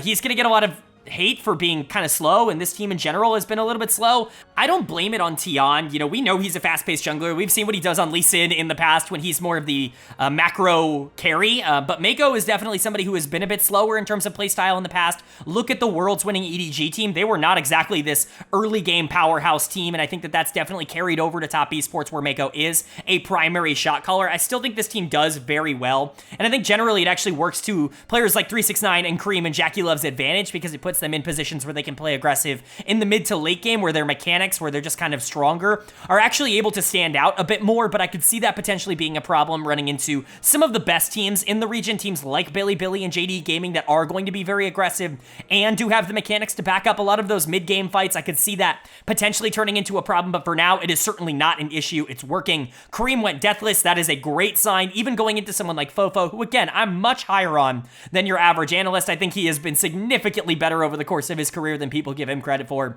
369's one of, if not the best top laner in the league. Tian was good. Jackie Love was really solid.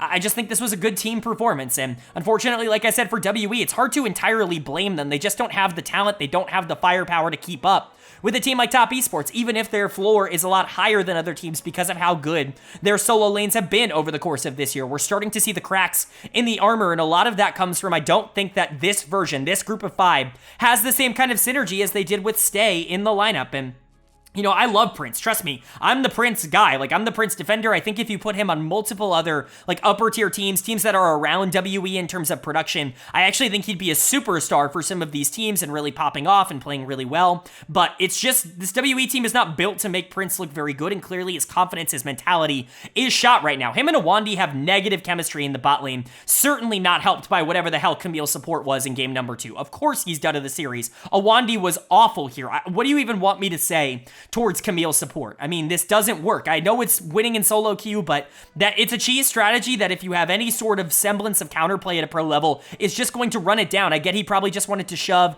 and start roaming, allow the Jhin to 1v2 and play weak side, but they just started diving the Jhin, and all of a sudden your entire game plan is over because Fofo's losing in the mid lane, Wayward's losing in the top lane, and Hang isn't half the player that Tian is at the moment. And so whatever the idea was behind Camille in game number 2, I think you have to shelf that. This was just a bad decision decision. I don't really like it. Awandi also played it bad, but like I said, I think a lot of the problems that Awandi is running into, it's bad chemistry with Prince. I think putting these two in the same bot lane is clearly just not worked out. And I understand, like, I'm the biggest Prince fan in the world, but Awandi was playing so much better when he got to play off of Stay, who just fits Awandi's playstyle significantly better in terms of how he wants to operate in the early game. And if that's going to be the case, then that's going to give you a bigger upside. I think Prince coming back into this team has made them worse, even if I think Prince is the better player out of him and Stay. Again, I think it's just a better fit on WE, and Fofo didn't have a particularly good series. Wayward had a bad week, his worst week on WE in the LPL so far this year. Hang certainly wasn't good. Like, WE just got outplayed here, and,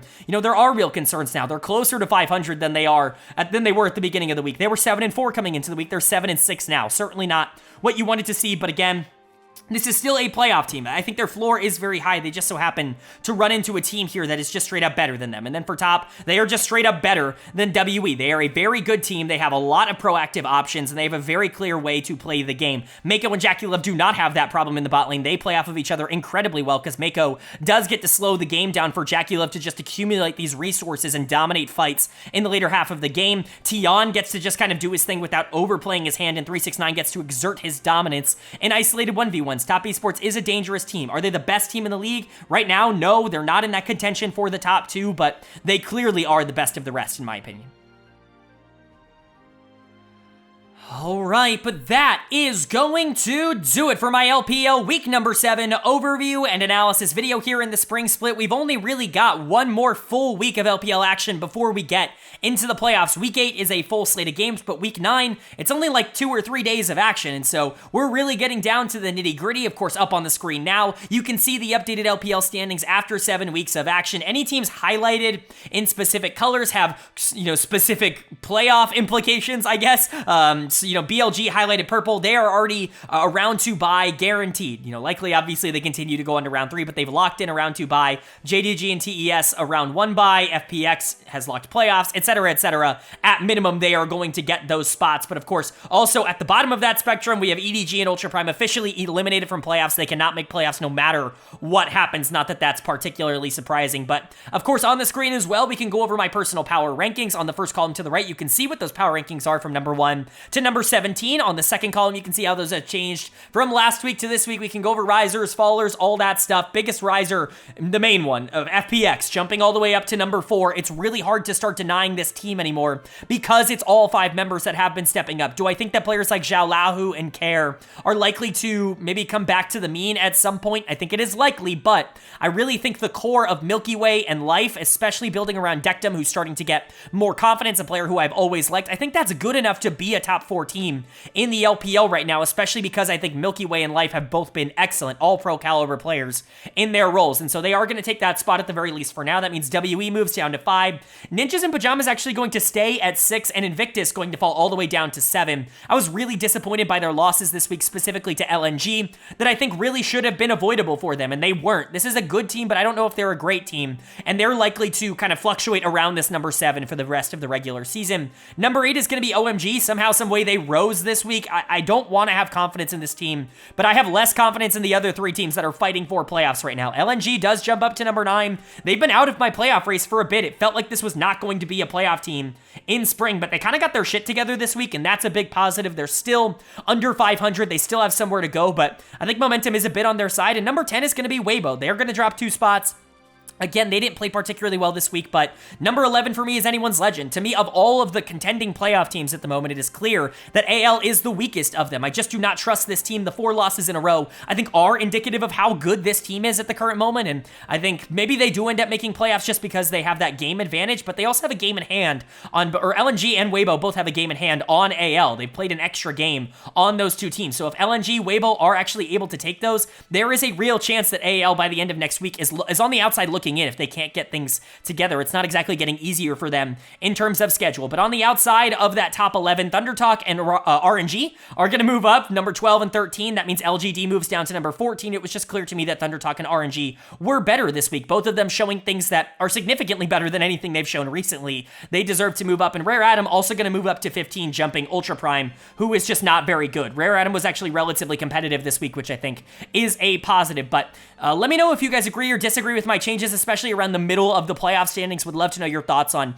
how I end up ranking those teams. I actually feel pretty good about the order I put them in right now, but things are definitely subject to change with teams like LNG potentially moving up. I don't like OMG at 8. It just doesn't feel right, but let me know what you guys think down in the comment section below. Of course, it's time to move into my player of the week and my dud of the week for week number 7 here. Player of the week, no shocker if you watch the video, it's Life, the support for FunPlus Phoenix. He is having a ridiculously good split. I would say under the radar, but I think people have finally started to catch up. He's been awesome basically since day one coming over here to the LPL. It's been a really good year for him so far, and I think Milky Way is stealing away a lot of the headlines. Rightfully so, Milky Way has been terrific, but Life has also been terrific, and you do have to give him a big shout out as well. He's going to get my player of the week in week 7. Kanavi is going to be one of my runner-ups here. He's been a runner-up like 4 different times throughout the year so far. He's been amazing, an MVP candidate and somebody that continues to be the driving force for what JDG is doing at the top of the standings. And then surprisingly enough, LWX, last week's dud of the week, goes into a runner-up for player of the week this week. He got a couple of games to smolder in and he really made them count. RNG was significantly better at being able to capitalize through bot lane, and generally I just think the roster around the board ended up playing better, and LWX was definitely a big part of that. So LWX, Kanavi, runners-up, and then Life is my player of the week. And my dud of the week, unfortunately, is going to go to Fisher, the mid laner for LGD Gaming. He's just not playing well. He is not currently an LPL caliber mid laner. He got absolutely trashed in both of the series that he played this week, and there's really just not a lot else to say. EDG is a disaster. They are the worst team in the LPL right now, and Fisher is a big part of that. Mid lane is just too good of a role in the LPL, where basically every relatively okay team has a relatively okay mid laner. To have the worst in the league, it's just too big of a hindrance for you to be able to win, and Fisher has shown that, unfortunately. So he's going to get dud of the week, and Life is going to get player of the week, but that is going to do it. If you guys enjoyed, let me know down in the comment section below, and of course, leave a like on this video. Really does mean a lot to me. Lets me know you guys are enjoying the content, and it does help get this video out to a lot more people, which I'm always very appreciative of.